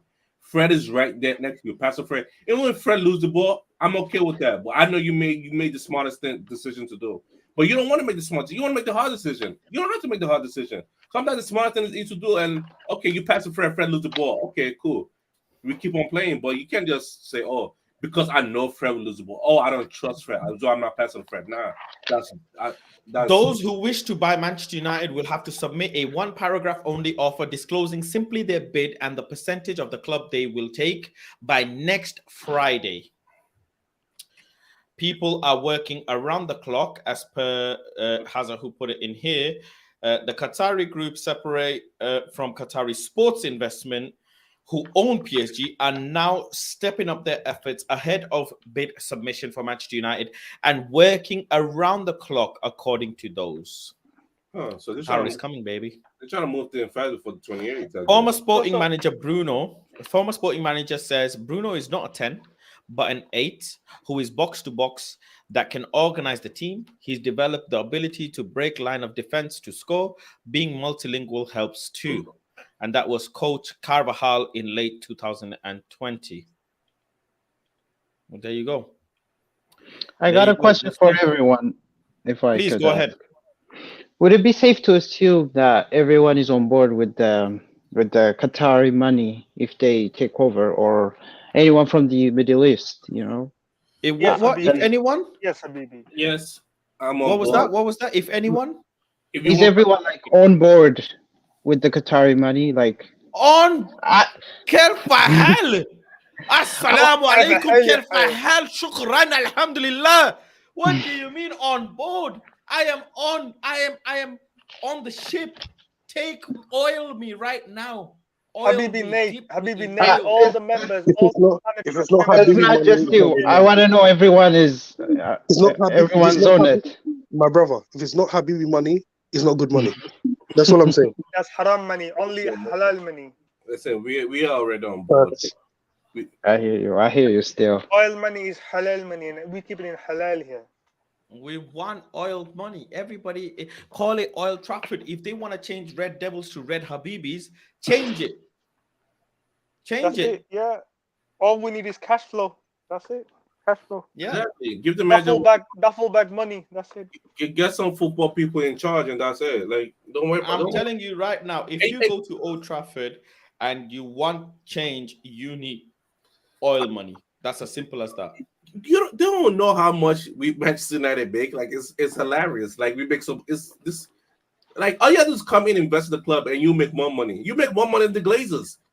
This is an Arsenal fan saying this. I will become a United fan if Qatar deal goes through, and he's an Arsenal fan. Astaghfirullah. Listen. You could come to the parade. This is what he says about the Arsenal fans. They're not loyal. They've never been loyal. They just talk. How can you become a United fan if you're been loyal? Like, how on earth you can become a United fan if you're an Arsenal fan? Never. It cannot be that. I know why. Listen, Arsenal fans are Man City fans, and Man City fans are Arsenal fans. They're both the same thing. So he looking at Manchester United. He not knowing like his Manchester. Like, he just say Manchester. He don't know his Red or City. He just say Manchester. Yeah, I support that too. That's it. Look at J2S. He's already got hashtag oil me up written on his name. Yeah. J2S, talk to me. Yeah, man, I'm here for the oil money. Nothing else. It's Middle East or nothing. I don't want Sir Jim Ratcliffe, and I don't want some Southern You don't American. want Jimmy, no. You don't want. We don't want Jimmy. Love Manchester United. It's Jimmy the Rat now. After what's come out about he's gonna get rid of the debt with debt. But I love Manchester United. Oh, you trust the Man United fan? United fans cannot run Manchester United. No, I want to give the club back to you. Yeah, with debt. With even more debt than before. Don't worry about all of that. Don't worry about all of that. I'll give you a new stadium in 7 years. We see through the lies of Jimmy the Rat. Yeah, I'll give you a new stadium in 7 years. 7 years? Yeah. Jimmy has a 5-year plan with Nice. He might not be alive in 7 years' time. He's 70 years old. I mean, I won't buy you Mbappe, but I can help you find the next one. I'll find the next youth. He's a youth builder. He's looking for the kids. Then give me everything in writing, and I'll come back to you. No. Jimmy, you are a season ticket holder at Chelsea with stocks in Don't Tottenham. worry, but that's only because I live there. Sorry. No. You live in France. No. Stop it. What? Does Stop he it live now. in France? He lives in Well, the Monaco. house in Saint-Tropez is just there for when I visit. Have you got a house in Manchester? In Chelsea, yes. No comment. Manchester. Well, my house in Manchester, I do. It's called Old Trafford. I'm about to buy a house in Manchester called Old Trafford. So J2S, can I invest in Manchester United? You know? No. Just submit a bid. But I love the club. I'm a fan. No, you can submit the bid, but just reject it. Yeah. No, don't reject it. That'll be rude. Submit the bid. Just ignore it. You There's a have bid. to Well, submit a just bid just, like just say everybody else, you just and say I'll we'll get come back to you. That's what you say. I'll get back Okay, to you. here's my We'll plan. come back to You you. guys want to know Yeah, the we'll get plan? back Here's to my you. plan. No, I don't I want will that. use my credit score to get a better interest loan to pay the loan off now. So the interest rate will be better. And as the club is making money, I will pay that loan off with the club's Okay. money. Give everything you just said in writing and put a bid in, and we'll come back to you. End of the Yeah, but I'm story. telling you my plan. You're the board. That's This fine. is- Yeah. Right. Give us in We writing. Give us in like that writing, plan. black and white, and submit a bid, and we'll come back to you. Exactly. Yeah, We this like is that. We like that. We like your idea. We this like is your idea. my Nice this is my idea. plan. So you guys now decide. This is my plan. As Jim Ratcliffe, I love the club. I love Love the it. club. I Love the club. love it. Yeah. Yeah. I will take loads of pictures with fans. Amazing. We Yeah, like that. Yeah, because you Good. see me outside, right? Yeah. Yeah. Fan base is global. I'll attend all the games. Perfect. You guys want a Inshallah. new stadium? I will work with Coca-Cola and Apple to give you a new stadium. We like that. And name it what? And name it what? Apple Are you Trafford. gonna sell the naming rights as well? Call it Apple Trafford. Let's not get bogged down with all of that stuff because Yeah. you guys want a new stadium. You never mentioned about name. What about the naming rights? What about the naming rights of the stadium? It doesn't matter if you get a new stadium. It does matter. It does matter It to matters us, to Ratcliffe. us. It It does. matters to the board. It happens. Yeah, It but matters to the board. No. Let's be honest. In 10 years' time, you won't care when I give you a new stadium. Why are you Ratcliffe, let's stuttering? submit the bid and we'll come Why are back you to stuttering? you. Why are We'll you come back shaking? to you. Jimmy, So- why are you shaking? I wanna I will give you, but let's not. Ten Hag doesn't want Mbappe. Let's be honest here, lads. Have you spoken to Ten Hag? Board, Man United board. Have you spoken to Ten Hag? Have you spoken to Ten Hag? I mean, for me, Has as he Jimmy given you in Ratcliffe, writing that I don't want Mbappe? as Jim Ratcliffe, I don't think Ten Hag is the guy for the future. But Okay, continue. I think Pochettino might be. Oh, nice. We like that. No. Oh, no, we don't. No. Listen, I got this. I'm honestly, I'm a perfect negotiator. I like that. Yes, just send us your resume and your CV and your bid. Yeah, My CV is look. I've owned like we Nice. said, We give like everything in writing and submit the bid, and we'll come back to you. And you have till the 17th of February to do that, and we'll get in touch. Thank Hey, you. we Bye-bye. get Look. Nice is worth. Hold on. Ratcliffe, it's a Middle Eastern calling. I'll call. I need to drop the call now, and I'll speak to you later. It's the Middle Eastern calling. Bye, Ratcliffe. Have a good weekend, and I'll speak Qatari to has you entered after the the chat. 17. Bye. Qatari has entered the chat. Okay, so now That's it. me, I'm Sheikh Al That Tamim. call. Yeah. Assalamu alaikum. Wa alaikum assalam wa Rahmatullahi rahmatullahi wa barakatuh. Khair fahal. Habibi, let's talk cash money. How much you bidding? First and foremost, money is not an issue here, as you guys know. MashaAllah, alhamdulillah. Let's talk properly.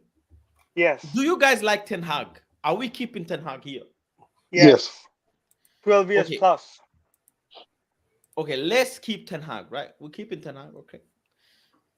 Bro, you gotta change your accent, bro. Like, What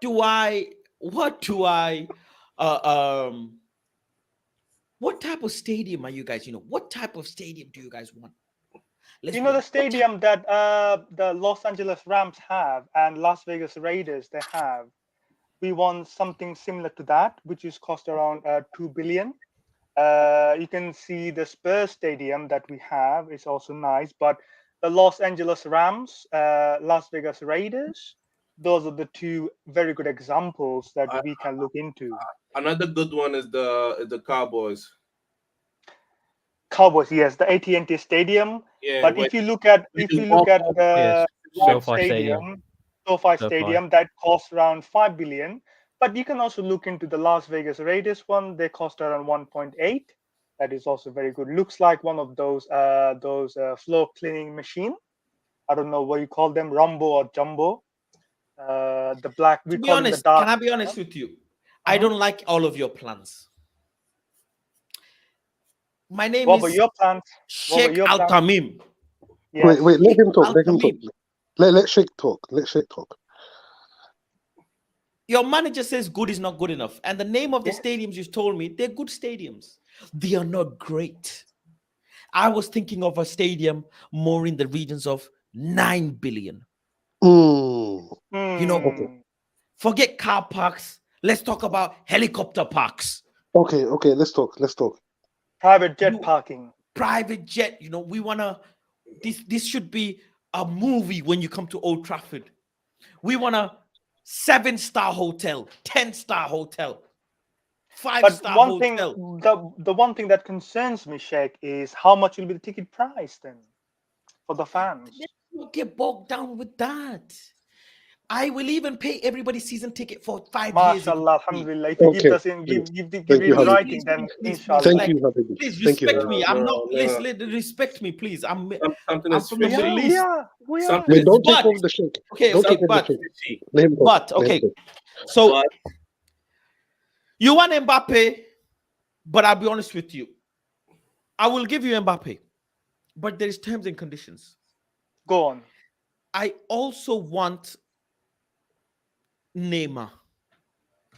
So I have If to you bring can, Neymar. if you Yes, can yes, bring yes. him, do it. We'll take Neymar. We'll take Neymar. No, you're not getting Neymar.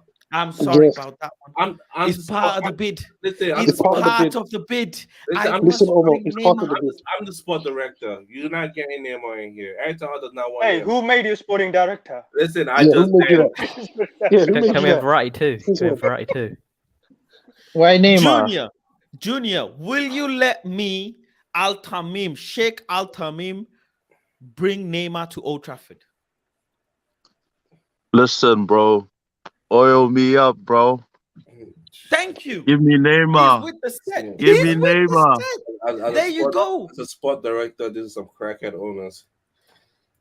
Listen to the check, bro. Look. You want Mbappe? You have to meet me halfway. I need Neymar. Then You're don't lucky care I about didn't me say. then. You are lucky I did not say Ronaldo. Mm. You're lucky. Mm.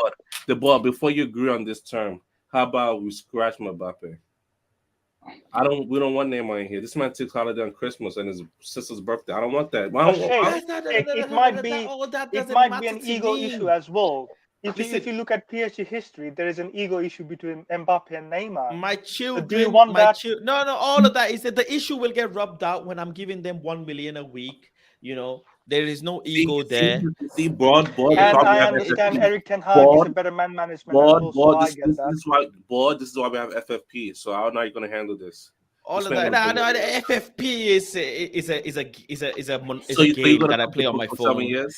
Don't worry about FFP. It's a game I play on. It's FPL more like, not Listen, So FFP. Sheikh, how much are you willing to starting bid? How much is your starting bid? I tell you, Sir Jim Ratcliffe, we just spoken to Sir Jim Ratcliffe a few moments ago, and we have to drop the call because of you, Sheikh. So we are giving you the priority. So how much will be your starting bid? I'll be honest. I can buy the club. That's not an issue. The issue isn't the bid for me, in all honesty. The issue is what I can do afterwards. I want gold toilets. Okay. There can be no gold more toilets. pies in the stadium. There can be no more pies. I'm sorry. Yeah. No more 5-star pies. restaurant. Okay. No board more pies. members. We have to have Let me know. in Habibi Trafford, in Al Trafford, there have to be karak chai. There has to be shawarma. There has to be doner kebab. There has to be naan, hummus, all of that good stuff. They cannot be pies anymore. I'm sorry. Can we agree to that? Can you get the season ticket holders to agree to that? They will agree to They'll that agree. as long as They'll you. agree. Yeah, no problem. So No problem. I Yeah, want no Neymar. problem. No problem. We'll get it done. I No want problem. Neymar. The Red Devils have to be changed to Red Habibis. Inshallah, we'll get it done. Yes, we'll get that. Let's go. What else? Phil Jones. What do we do with him? Do we extend his Phil contract? Jones. Hold up. As a sporting director, board members. My manager said he does not want Neymar. Nana doesn't want. No. Then we get rid of your manager. I'll be honest. Get rid. I want Neymar. It comes with my bid. This comes with my bid. You see, then listen. You are lucky. I'm not bringing I'm not bringing Ronaldo. Yeah, get Jim I'm Ratcliffe giving him on the line. 700 million a year. Get Jim So Ratcliffe in on the that line. case, Sheikh will get in touch with you. Thank you for your there's pick. no more in touch. I want to buy right now. I want Neymar and Mbappe. We can get you Hurricane as well. That's not a problem. Okay. If you get We'll get you Mbappe and Hurricane. Neymar, there's one more problem in here. Please. We have to swap Martial, of course. I agree with that. Of course. But I also want to bring back Paul Pogba. Can we please agree to that one? Bring him. Bring him. Board member. Etihad has a lot to coach his team, right? So you could do whatever deal you want to make. If we bench Neymar, we bench Neymar. We don't care about your. No, Neymar is not getting benched. This is what I'm going to say, Sheikh. If you bring Mbappe, Neymar, and Pogba, it's all up to Erik ten Hag to decide when he plays or not. You cannot interfere with that. No. Sorry. You deal with the business. Erik ten Hag deals with football. That's not possible. That's it. That's not possible. I'm sorry. Then Neymar we'll talk to the Saudi. Hold on. I'll bring you Jordan. The Saudi consortium are calling me right now, Sheikh. We'll get in touch with you. Thank you, and you have till next. We want Prada, Thank you. Bye. I need you to call the Glazers and ask how much they're taking in dividends again. Hey, Saudi now enter the chat. Qatar is done. Hey, Saudi now enter Saudi the enters the chat. Yeah, hello, Manchester United. I appreciate that you guys want me to buy you guys. I like you guys, but I'll be honest with you. I don't like your Twitter. Y'all are a bunch of bitches on Twitter.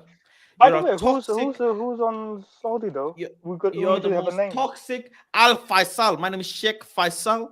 I'm telling you. Faisal. You guys are toxic on Twitter. I cannot buy a club that is toxic like that. Thus, and on top of that, your club disrespected me when I tried to buy it a few years ago. So I have now gone into bed with Newcastle, and Newcastle are better. So we're cooking. Newcastle is cooking. So I'm sorry.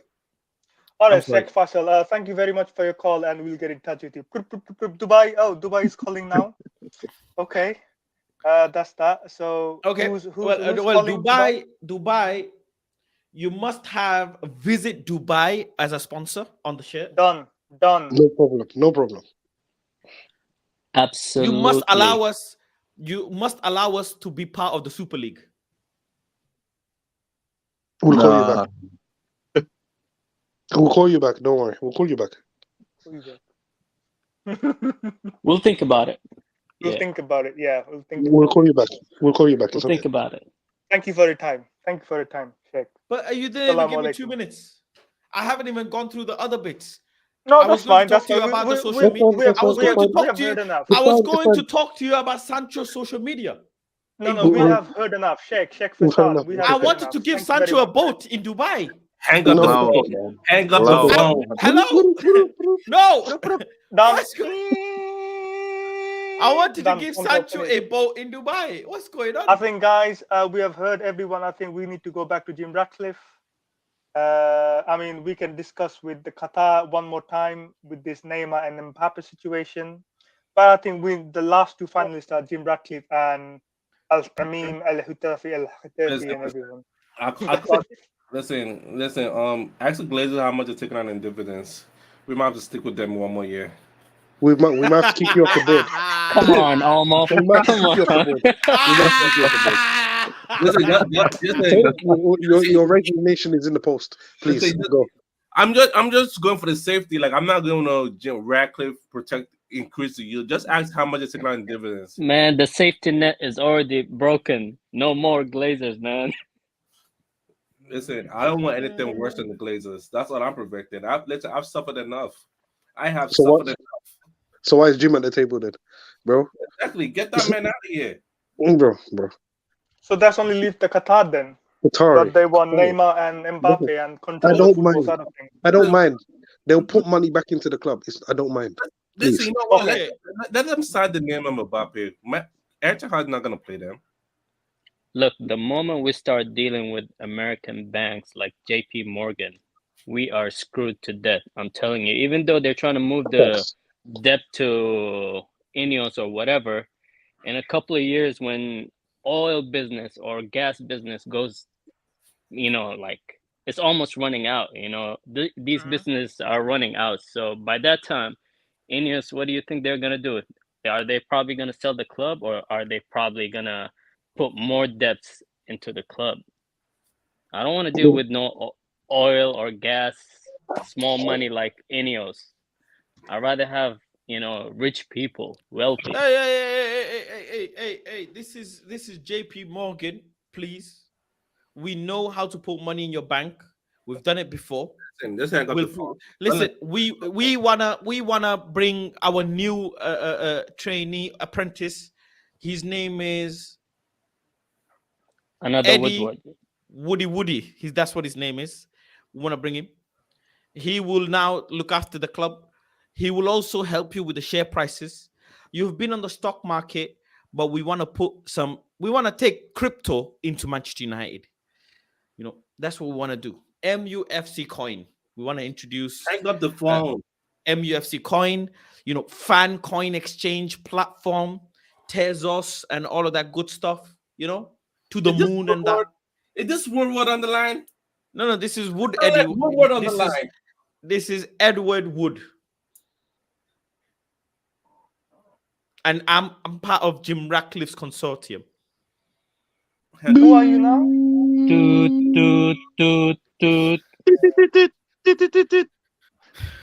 Wow. You guys, hard to please. Very hard to please. Well, you got some ridiculous... hello, this is Qatar again. Have you agreed to me bringing Neymar? No. We are thinking about it. We got one more week to think about it. We'll come back to you, Sheikh. Don't think about it. Just say no. Trust me, I got this. Just say no. They're going to come back with a better offer. Guys, let's call Dubai. Who wants to go to Dubai? Who's the biggest I said Dubai. I said Dubai. I want to give Sancho a boat. But I need need league. He also said but you started Super League. Come on, man. No. Yeah, of course. I need the influences. What's going on? Listen, To be honest, the Super League and the influencers, To be honest, there's a board member on this board that's collecting money from the Glazers. I don't agree with him. I don't think he should have a say. Who's this one? Omo. Who's this one?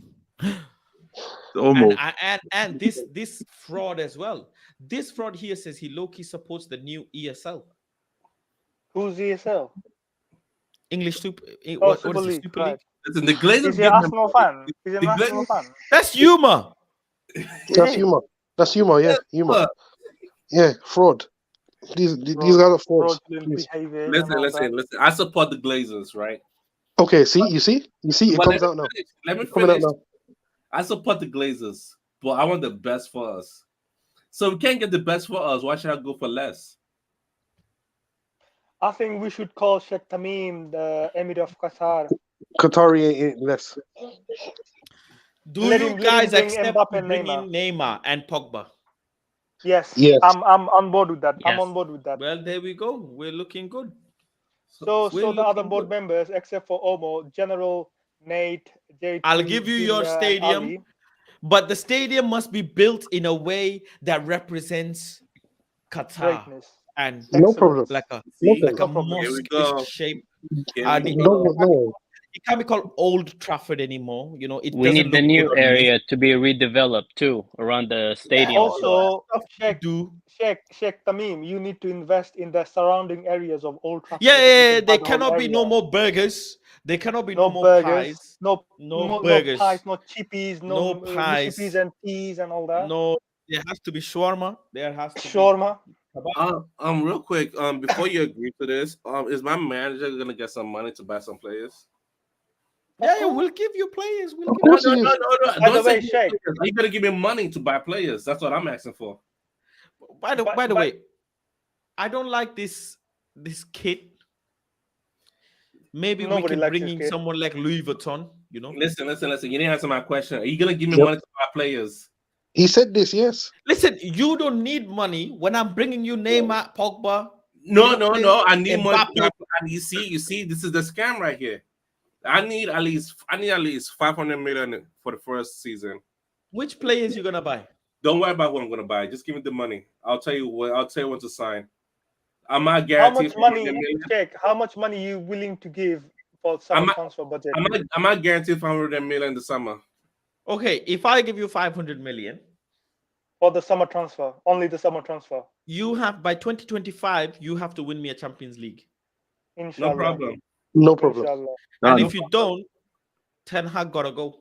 But for me to win the Champions League, you cannot sign Mbappe and Neymar and Pogba are not part of the 500 million. You could sign them, but they're not part of the 500 million. I signed them in PSG. I need to bring them over. It's part of the brand. Oh, sure. It's okay to bring them over, but part of the 500 million for my summer transfer, they're not part of it.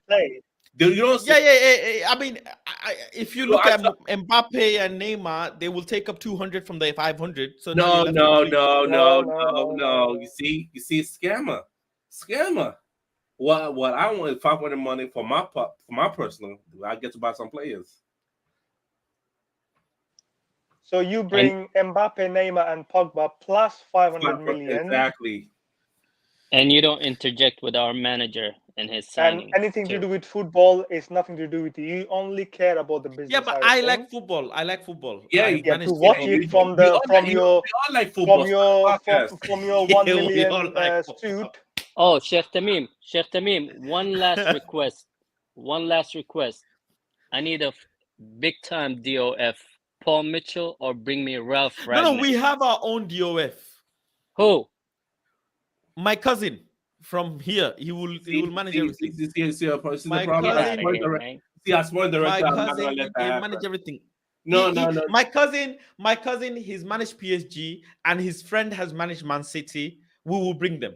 No. You see, I don't need them for that. They could watch from the stands. No. The guy who's managed Man City and the guy who's managed PSG, we will bring them. They will look after everything. Like what? The training facility? Sure, no They will look after Mbappe and Neymar, my biggest prize assets. Okay, sure, no problem. That's no way. No way. I'm Paul Mitchell or Ralph Ragnick or by Felicia. But don't worry, I'm gonna get all of them and fire all of them. No, you can't fire anyone. That's my decision. But like I said, by 2025, if you cannot deliver Champions League, Ten Hag gotta go. I'll give you 500 million. And what about the Red Champions League in 2024? What if you win? Yeah. Extend contract. Well, then all is good. Neymar and Mbappe will extend their contracts. No, I'm talking about Eric Ten Hag. I'll be honest. I didn't mention this, but I should. But at 2024 summer, Marcus Rashford has to go to PSG. I'll think about that when the season is over. Sheikh, who do you care about, United or PSG? Actually, you know what? Say no to all the deals. I have 4 wives. I can care about all of them equally. You know what? Say no to the deal. PSG is a small club. United is a global club. Please, exactly. Please. He's in the books. Don't board members. Just hang the phone on him. We don't want no coming. Hang up on him. Let me tell you why. He's cooking the books. He's getting all PSG players off wages just to put them on my wages. Get out here with that. He's cooking the books. I'll bring you Navas. How about that as a goalkeeper? No, I know you guys the phone is finished. The phone call is finished. What are you talking about? Back to PlanetFaz again. Email you guys. I will email you guys and I'll give you Navas because I know you guys been wanting Navas. Yeah. Listen, you guys want new keeper? I'll give you Navas. How about that? No. I'll tell you what I want. What I want is to be part of, for you to just focus on commercial. Hey, the phone call is finished, Tomo. Like, what are you talking about? Who are you talking about? I'm emailing him back. I'm emailing him and I'm CCing the Glazers. But you're not on the board anymore. General Dan, the eldest of the PlanetFaz, has said that you're not on the board anymore. There's a reason why I support the Glazers. Right. Hello. This is Avram Glazer. Fuck off. Fuck off. This is the owner. All this the owner. Okay. You tell it. You want to tell? Hey, shut up! You want to tell me I'm from Glazer? to fuck. You wanna? I own this bitch for 2 decades. You wanna tell me? You wanna tell me? Are you lost your goddamn mind?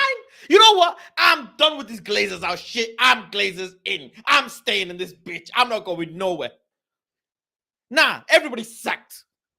Get me Pochettino, who will just say yes to everything. I'm going and bringing Pogba because I need my PR. You know what? Ronaldo, come back. I'm also taking more debt because I need to buy a new mansion. And you know what? I didn't take dividends in January. So I'm doubling down on my dividends. Fuck the lot of you. How about that? And this is what you wanted, Omo. Yeah, this is what you wanted. Okay. Yes, this is what I wanted. This is what I wanted. Okay. Daddy Glazers, you've been missed. He sacked everyone. Let's say how disrespectful they've been. They've been making sacked terrible deals behind your back, Glazers. They've been making terrible deals behind your back. Shaikh, Dubai, all the terrible deals. I'm here to tell you the truth. What they won't say. Snitch too. I see. They wanted a new stadium. How dare What they? are you talking? What are you telling us, Yuma? I'm Avram Glazer, and you're not getting a new stadium. Not until I'm alive. You're not getting a new stadium until I'm alive. Hold that. And you know what? I'm bringing Chevrolet back. Chevrolet's gonna be on the front of the kit again. I'm bringing Chevrolet. Glazers. They want new players. Martial is getting a new contract. They want new players. How about that? Martial is getting a new contract. Yes. They want new Phil players. Jones, we are Phil players alone. Jones is going to stay in this club. You see what you're creating, Omo? You see what happened? It's just because I said fuck off, innit? I'm tired of your hashtags. I'm tired of Glazers protest all you want. I'm still the owner. They still buy the jersey. Protest all you want, but buy the jersey. And you know what? I'm selling Marcus Rashford. But Abram, you haven't got any money to spend. You're broke. I'll get more loan. Listen, who told you we don't have money? Who's gonna give you loan? Who's gonna give you loan? I'm a billionaire. I can get credit. It ain't no problem. Glazer, let me tell you where the money comes from. Dividends. Don't worry, the dividends is coming. Last time you missed out on dividends. You missed out on dividends. You deserve I'm not buying no more play. I'm selling Garnacho to make my dividends. Exactly. How about that? He's a youth prospect. He's gonna make a lot of money. Santo, Real Madrid, or Atletico Madrid, or Barcelona. This players. He's more Glazers than me. I wonder why. I wonder why. This guy's more Glazers than I am. This don't think they want to get new players. No new players. No new stadium. We're loaning new players. You're fraud. On the contract. You're fraud. Fraud. Big fraud. But Mr. Avram, why have you sold around 10 million shares a year and a half ago? Listen, mind your goddamn business. Don't worry about what I do. I know, but the question is, why are you selling it if you really want to keep the club? I need to buy a new mansion. Where? I need to buy a new mansion. Where? Listen, my barber costs a lot. Yo, Abram, Tom Brady just retired. Your franchise, your team, Tampa Bay Buccaneers, is gonna go down the shithole. So better focus up on United now. You see, Tampa Bay Buccaneers. I'm gonna make more money from them. You know why? 2026 World Cup. My stadium is on the goddamn list. You see, I look at the big pictures. Oh yeah, the World Cup, you know, and so the tour as well. All this is planned. And the tour as well. Don't forget, the tour is gonna be in America, in Florida. You see Jadon Sancho. You will see Jadon Sancho doing this. Pull up. We about to be in Vegas with it. If you about to pull up, Yuma, you're gonna be there. Pull up. Yo, gonna be over there. I'm coming from Texas. Don't worry. Pull up. I'm coming from DC. I'm pulling up. My man. We'll meet up. We'll link up for sure. We have to. Oh, I will be there. That one.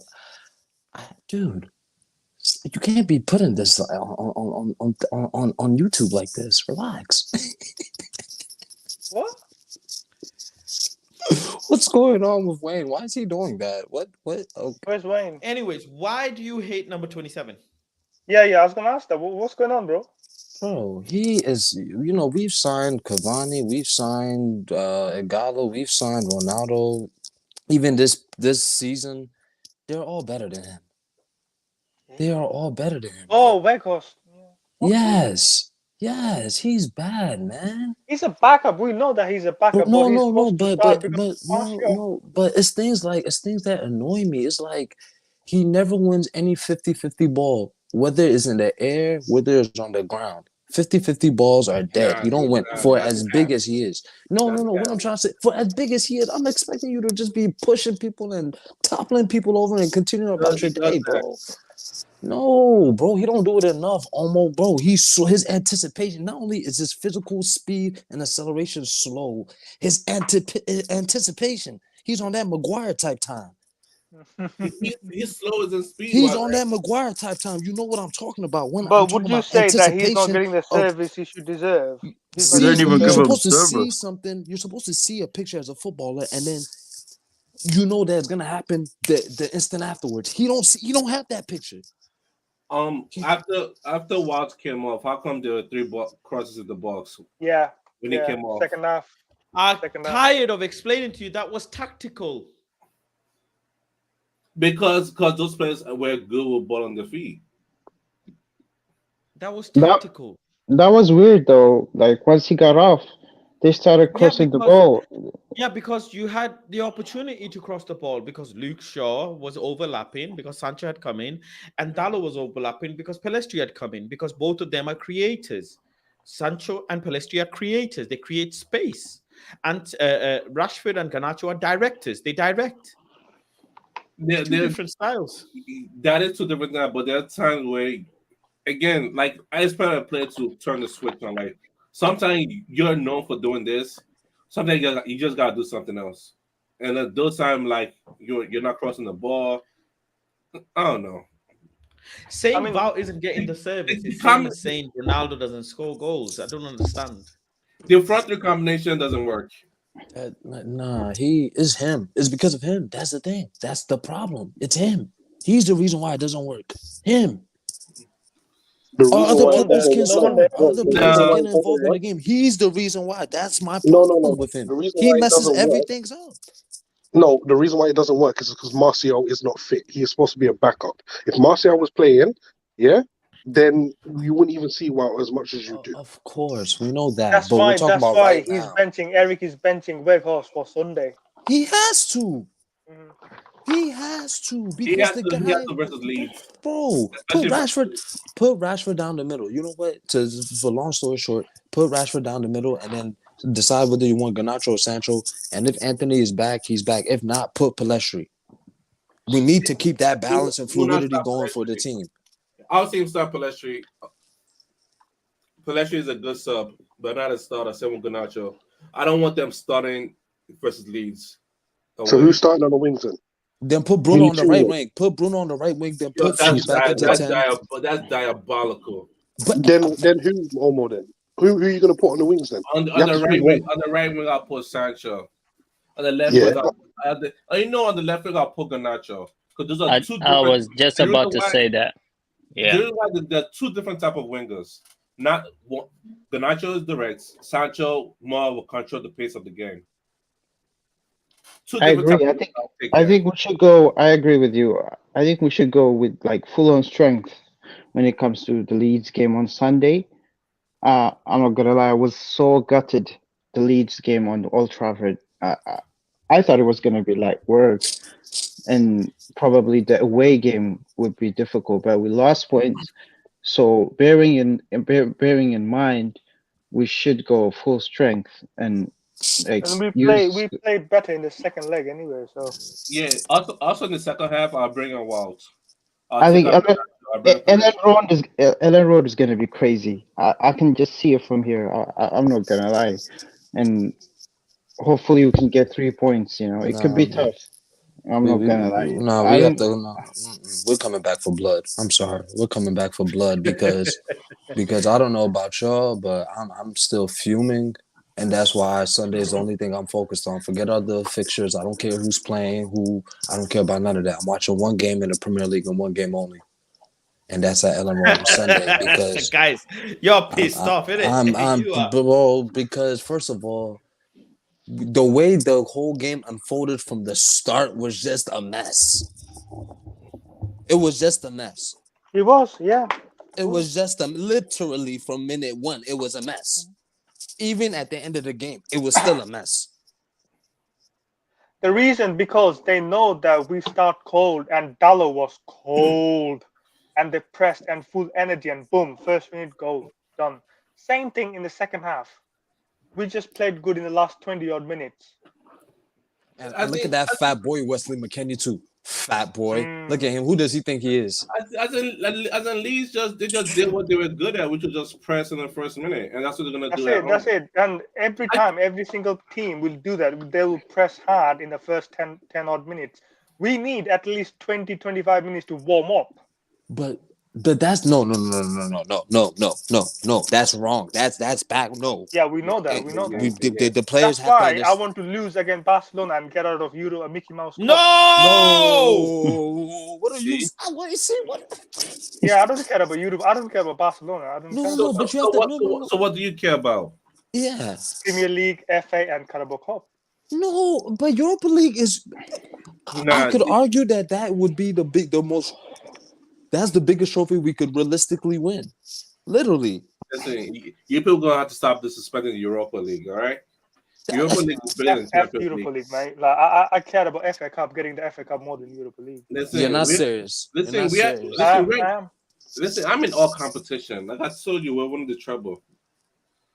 I don't know what about the squad depth? What about the injuries? We cannot sustain playing. It's not feasible playing four leagues with this squad we have. Well, we're about to finish one versus Newcastle. We're gonna slap them, okay? I'm telling you right now, we're gonna slap them. Bonito is not playing in Barcelona. I don't know if Eric Ten Hag is playing mind games or not, but what if he doesn't play with Barcelona? Listen, you people keep bringing it into our conference. When this man make a conference, is lying 90% of the time. There's truth in it. You gotta find the truth. You gotta find the truth. Good luck with finding the truth, but there's a truth in there. You cannot handle the truth. Listen, this man is a liar, and I like it. It's I don't care about he doesn't care about the press. This man want to talk about football. Who's the ref? Oh, you lot care about Barcelona and Europa League? Yes. Yes.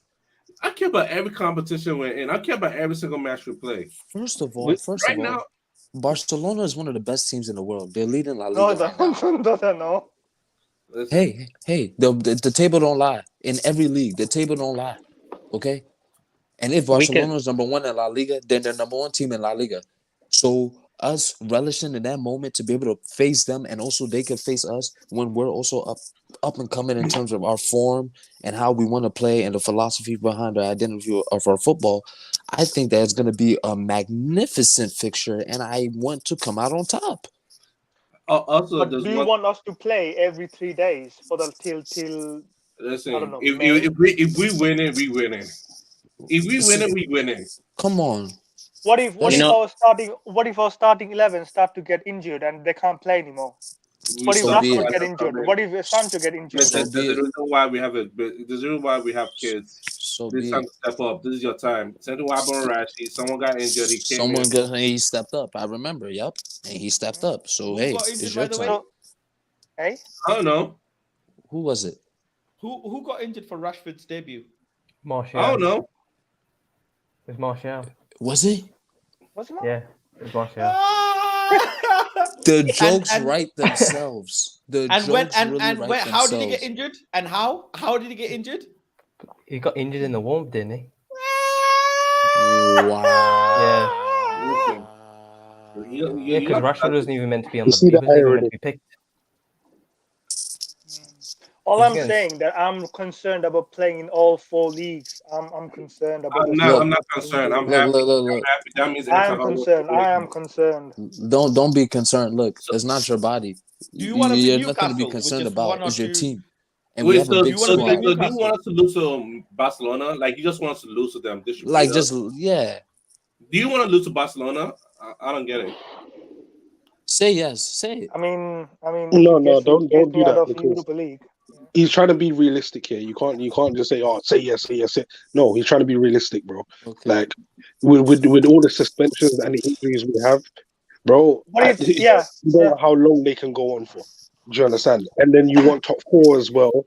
or you want to win the league, plus What you if- want to win the. It's like, come on, you have to be realistic. I'm being realistic. What if bro. I'm giving you a scenario here? You want to be Barcelona. What if Sabitzer and Casemiro get injured in the Europa League? Hear me out. You're thinking way too negative. Hear me out. I'm Exactly. being a bit pessimistic. That's it. 60-40. He has a point though. To be fair to him, I mean, imagine.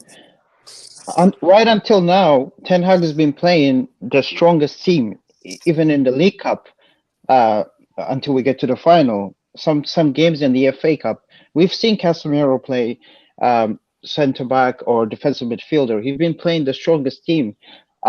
Some point in the season, you're just gonna be worried, and like if something breaks, we're doomed. Like it's gonna be Maguire back.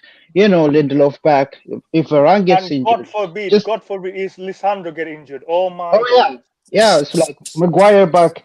All those nasty players from last season, they're gonna be back, and then it's gonna be peak. So I hear him still, but as fans, all we can do is like hope and pray and support the Of manager. course, yeah. That's As a all we fan, can I do. want to win all My the thing is, games. I want Barcelona. I want to win all the cup. But I'm just being very realistic. What can we listen, achieve? the way I say is the reason why the other players are injured right now, like we're missing out McTominay, Martial, Anthony now. As in, if those come back, Ericsson as well, those players come back, we're back into a rhythm. That's it. And also, like I said, the EFL Cup is on the 26th. That's one competition out the way. Just one more game. Yeah, That's out the way. So then it will be 3 competitions. And then we can manage that with as big as our squad depth is. And it's pretty underrated, our squad depth, for how big it is. At We least do now. have a big squad, by the way. I mean, if we people all don't know our realize. manager, if we all really know our manager, he really wants to go for it all. That's a fact. Yeah, I mean, whether if we have our Pelistri and preference or Garnacho is not. playing, Pelistri Yeah, and but with Garnacho. dead players, they're dead players, most of them. We still have Phil Jones, I mean, do you want me to remind you that? Like, seriously. Phil Jones hasn't played with the first team. Yeah, he hasn't even trained with the practiced. first team ever since Like, Airtel came in. So he's not a factor. Just But ignore him. what you have to do He's is just look at the midfield. We're down to our last 2 fit midfielders. Do you understand? Like Casemiro's out with suspension. Sorry, McTominay is out. He don't even get injured. I can't remember last time he gets injured. Do you understand? He's out. You got Van der Beek with a broken leg. You got Ericsson out. So all you have to do is just look at midfield to see that. Do you understand? What didn't that midfielder, that young boy, just sign a contract? Like I said, this is why you're a part of Manchester United. When you sign that big team, it means that when it's time your call to come into play, first team football, real man football, hey, you slot right in. Whatever. I forgot. With all due respect to the man's name, I forgot his name. But hey, come into the fray. Hey, Zidane Iqbal. I don't know where you are. Come into the fray. Hey, whoever else. and Minor training with the first team. Come on. What? Is Zidane and Minor training with the first team? Yes. All right, I'm good. Yeah, he's signed up in it. He signed up. Come on then. I think Maino is going to start sometime soon. I really All do. the training with the first team. What's your problem? No, I don't think Mino's going to start the season. I mean, not all start, of them training with the first team. He'll be integrated to the team. Yeah. No, yeah. Looking at the pictures. Yeah, like my thing is the player training with the first season. With the first team, he's gonna get put in the first team, like little by little, not like right away, not like throw it to the wall. Not That's right what away. I'm saying. That's if you true. throw him in if one of them gets injured and you have to throw him in the deep end, bro, he can sink or swim. Man. Do you understand? We have to be aware of that. We can't just say, And "Oh yeah, if you heard Eric Ten Hag's press conference, he was concerned with the squad depth and the recovery and the injuries today. So, yeah. If you listen to Eric Ten Hag's press conference today, he's getting concerned a bit as well. So, but I have a serious question though. What's the issue with Zidane Iqbal? There's no issue. He's I don't just know, not ready. Faz. That's all it is. He's not There's ready, no issue. right? He's just not ready. He's not ready to come in and understand the manager's tactics and how the manager wants to play. and Kubi Manu is. That's just what it is. Kubi Manu is taking to the tactics a bit more. Because I think, like earlier, before the World Cup, Anthony got injured. I don't know who was playing on the right. I think Bruno was playing on the right, and I was saying Paletti should come on to play on the right, and Ayrton didn't start him for that whole time Anthony was injured. So I'm like, okay, maybe he's not ready or something. But now he's playing minutes here and there. So I guess he's like understood the game plan, and he's getting more minutes. It's all up to the players and the manager. Like the players understand what the manager wants, and just when it's time to come on, you just gotta implement that. That's it. That's true. Just like Facundo. Yeah. Like I remember on in the interview. Time to go, guys. Time to go. Faz is getting tired. Facundo is a story of its own. Facundo is a player who clearly does well when he comes on, but I don't know why he doesn't see some more minutes. But then I do know why he doesn't see more minutes, because he's just needs to be eased in. He's not lit up the pitch when he's come on, and it's all about bringing players in bit by bit. It can't be a shock to the system. Leeds might have just been a shock to Garnacho's system, and now you see the repercussions as to what happens when you put a young player like that under the light. He starts liking things on Twitter, he starts posting things on Instagram, and Ten Hag will probably tell him off for that as well and say, listen, stay off all of that BS. You need to make sure you concentrate on the pitch. You had an okay game, I liked you, whatever. Don't forget about all of the other stuff what people say. People remember things today and forget it tomorrow. That's just the business you're in. That's football. But in essence, the blame should be more on why Sancho isn't ready, not that Garnacho is young.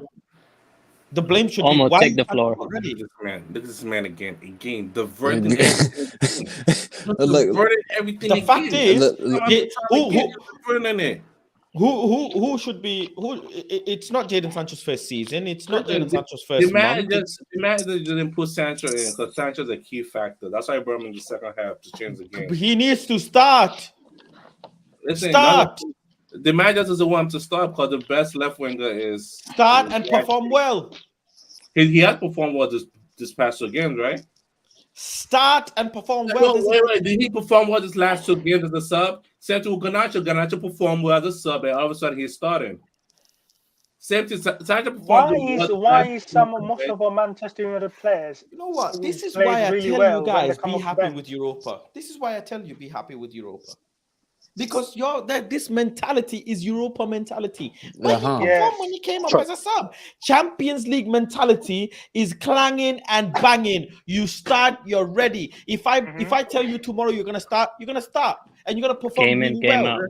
You're gonna be total football is about total readiness. It's about total maximum effort. But there's a way to prep. But there's a way to prep. There's a way to bring him back in. Ready, but you gotta gradually. Yeah, gradually. And he was sick. They said he was sick. And this is why. These people are the same ones that want to win. But hold on, wait, fast. Gradually, Sancho came in, he made 2 goals. So pretty much, listen. He equalized. What more do you want? You can't. I want starting minutes. He can start. He wants him to start. Bro. If you're a key player, start. That's it. Wait. So, okay, guys, he was sick. It was reported that he was sick for the last game. Okay, he wasn't sick. That's what the report said. Let's wait till Sunday. Go look on Christian Conan. Can I land? He was in isolation. How are you getting sick? Can I land? All I'm saying is, let's just wait till Sunday when the lineup comes out. If Sancho doesn't start, then you guys have a reason to be upset. But so Garnacho having a bad game, that's Sancho's fault? Yes. Stop. Like, excuse. You're older. Go and protect younger players. Nah, I don't want to hear that. Protect the younger players. Yeah. If you're good enough, you're old enough. I don't want to hear that. I don't want to hear that. If you're good enough to start, if you're good enough to start, you're old enough. I don't want to hear that. Sancho's not good enough. So Sancho's not good enough. No, he's good. Exactly. Oh my gosh, guys. He is coming back from a long sabbatical and away. What? Yeah. All of a sudden he gets a cold. Listen. Long therapy session. How come Anthony He's coming back from therapy. How come Anthony didn't play against Leeds? How come Anthony played every single game up until that? He's got an injured leg. Lies. Why should I trust the press? Lies. You see, see? Oh my you're gosh. talking about a guy. You comparing it to a guy that's played every single fucking game, literally 90 minutes, 90 minutes, 90 minutes. Come on, bro. He All should I'm have saying- played yesterday. He should have played yesterday. Joker. Trying to force my boy Sam to start Yeah, already. he should have played yesterday. He should have played. Know who to start. I Joker, sent Joker, him 3 Joker. months. I sent him 3 months to get fit to come and play 20. Joker, but come on, guys. Let's be real. You see, once again, let's be real. Like, imagine you just came back. He knows the Sancho. How can you blame Sancho on the loss? Exactly. I can blame Sancho on the poor performance on the pitch. Look at Garnacho. He was very wasteful. No, the very reason why wasteful. Garnacho had a bad performance. Very is wasteful. Garnacho shouldn't be starting. It doesn't. It It doesn't matter if you put on the shirt for Manchester United, you're good enough. It does. It's the point blank. I don't care about age. Did you say when you were so okay then? Hold this. Like, Fred to start. Fred to start for the rest of the season. Fred. You know what? Yes, I want Fred to start for the rest of the season. I want my midfield to be Fred, Sabitzer. That's my midfield. Yeah. Mm-hmm. You jumped off a cliff with him, Yomo. You wanted to jump off a cliff with Omar. Look what happened. Listen, I want Fred, Sabitzer, Casemiro. Don't worry, Fred is coming on that Sunday service church. Don't worry. That's my Pastor Fred. You lot. Back your boy, fam. Go on. Back your boy. You're telling me you want Fred to start and Sancho not to start. The level of protection. Oh my god, it doesn't make sense. Fast. Okay, guys, I'm gonna put this in simple terms. You see how and everything hard to trust Fred. You see how out of shape the low was? You're going against your own manager. Why do you guys do this to yourself? We don't have midfielders, Fast. Come on. What do you like about doing this to yourself? So you're ETH out. How? How is that make sense? Hey, Fast. Can we like? No, wait. Let you ETH out. Okay, wait. How many midfielders do we have? That's the question. How many midfielders do we have? He's been here 2 years. Why is he not playing 45 minutes? He's been fucking getting subbed up at 58 minutes since August. He's 22 years old. He's 22 years old. He's not playing 45 minutes. 45 minutes. Because the manager doesn't want to start him. You know what? Let's because this will get a clip. He played for the 5 minutes last match. Yeah. Okay. Fast. Let's get some order. Let's get some order in this. He played for the 5 last match. Let's look at our squad. How many players do we have in each position at the minute? 45 minutes last How many match. midfielders? How many attackers do we have at the minute? But I don't even think we have to do that. Fast. It's not that hard, bro. Hey, Fast. Hear me out. If he doesn't start Sunday at Leeds, I will be with you. Thank you. That's simple. I'll be with you. Can we wait 2 or 3 days? That's it. That's it. Let's just wait now then. You're ETH out. No, it's not. What? The last time Jadon Sancho played 90 minutes, You see this guy? I was 26 years old. I am 27 years old now. So you're going against the manager. You're against the manager. Oh, what is this guy saying? I don't understand. The manager wants him to Listen, the man who wants him to start. Why did you take him away to bring him back? Come on, think about it. If Etihad doesn't want to play Sancho, if Etihad doesn't want Sancho to start, he doesn't. It's start. not the fact that he doesn't want him to play. He wants him to play. But the man is like, what, bro? You're 22 years old and you're not fit. How does that make sense? It's up to the manager to put him in the game, right? He's ready. The manager got to decide if he wants to play him or not. Ooh. Because he Guys, let's just wait Sunday and I love Sancho. I love Sancho. No, it doesn't sound like it. It does not sound like it. You sound like it. You know what? Stop looking inside the kitchen. I just want Sancho to play 45. Just to start. Please. He wants I more for love you, Sancho. Just please play 45 minutes, please. No, please. he doesn't. That's all I have. Well, he wants him to start. How's that going against him? Yes, please play 45 minutes, please. So you're a fan. You're a fan. You're a fan of Manchester United. You're a fan. Jesus Christ. And let I the don't magic understand. stop picking inside the kitchen, Faz. I've been telling you to get out the kitchen, let the magic cook. You don't But want we the You smell magic to see? cook. burning. You don't Yeah, you one of those people. exactly. Whilst it's Thanksgiving, he's smell trying to burning. cook. Stay out the kitchen, Stop man. stop Stay out adding the kitchen. stop adding Stay out sugar the to the food. kitchen. Stop adding sugar to the food. You see, this is why Which gumbo takes this long to cook? Americans. The 10 hot gumbo. What are you talking about? The last time you started cooking last Thanksgiving, it's now this Thanksgiving, and the food is still not ready. I don't know. Yuma, and Omo, No, Yuma and Omo, ready because Yuma, we're in Omo, competition and right Ali. now. Yuma, Omo, and The food Ali. is I ready got a because we're question for you now. competition. You're enjoying matches every 3 days, right? You love it as a fan every 3 days. You go to the match, you go to Old Trafford every 3 days. You love it. You love that traffic. You love taking pictures of the players coming in. People give you a credit. United Plug say that. You love it. So This get the out the running kitchen, of the start man. adding salt to the food, and let the manager cook. The manager said no Sancho, no Sancho. Who am I to tell the manager put Sancho in now because I want to see him? I love Sancho. Put him in. Fast thinks he's bigger than You know what? Ten Hag. You see me. You see how they twist? You see how Americans twist? You know what? I don't just want Sancho to see, play you see how Americans 45. You know twist what? things? I don't like Lisandro Martinez. I like Show Martinez. Arrogance. You put Lisandro. So who am I to tell the manager? Okay. Manchester United are playing Leeds next. Barcelona, Leicester, Carabao Cup. Barcelona. Which game in February is Jadon Sancho going to start? Against Barca. For sure, 100%, 90 minutes. Terrible question.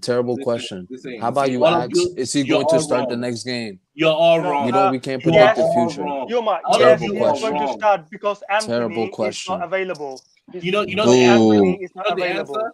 You know the answer is? You're all wrong. The answer is whoever Etihad wants. Whoever the manager wants. Who am I to tell the manager who he should or should not play? Ten Hag sent him to the gulag to come back and start. He wants him to start. I'm telling you. He needs him to start. He ain't got players. We don't have no players. Etihad. He put the fucking kid in 10. He had no option. He says, my son, please go and play 10. I don't have no option, please. And You know what happened? When Sancho was playing and he scored, have Etihad ever smiled before when Anthony scored? No, he hasn't. He smiled when one person scored. And who was that? Jadon 25 Sancho. There's a reason why. Get out the kitchen and let the manager cook fast. That's not facts. Stop tasting the fingers. Stop tasting. As an Anthony bench my boy Sancho, I'm not upset about that. I'm not okay. This is what the manager wants. Sancho go to the bench. Anthony's playing. I didn't get upset. I'm like, this is what the manager wants, and I accept that. So you gotta accept and let the manager cook. There's a reason why I sent Sancho away. I said that when he's gonna come back, to understand the new role. You know what that role is? A 10. And look what happened. We were able to get the tie against Crystal Palace. Was that tie a win? I don't know. But either way, come against Leeds, he subs in. And what happened? The game changed.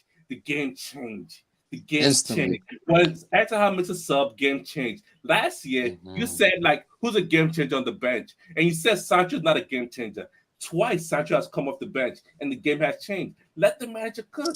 It's okay, fam. You're gonna eat a trophy this year. This year, you suffered enough. How many years have you gone without a trophy? You're gonna eat a trophy this year. I don't care what trophy. Carabao.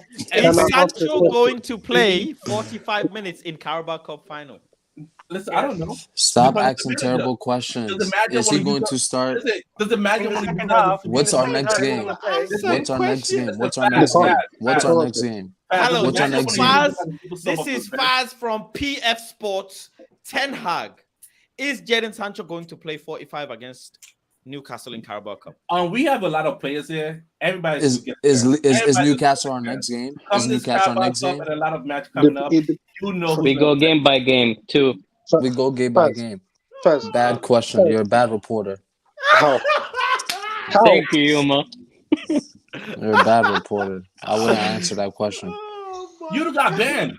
You don't You would got have got banned. You would have got banned. No, real talk. No, Omar, I agree with you. For the fact that you know, Faz, for the fact that they were just saying that he had a cold, that's why he didn't start.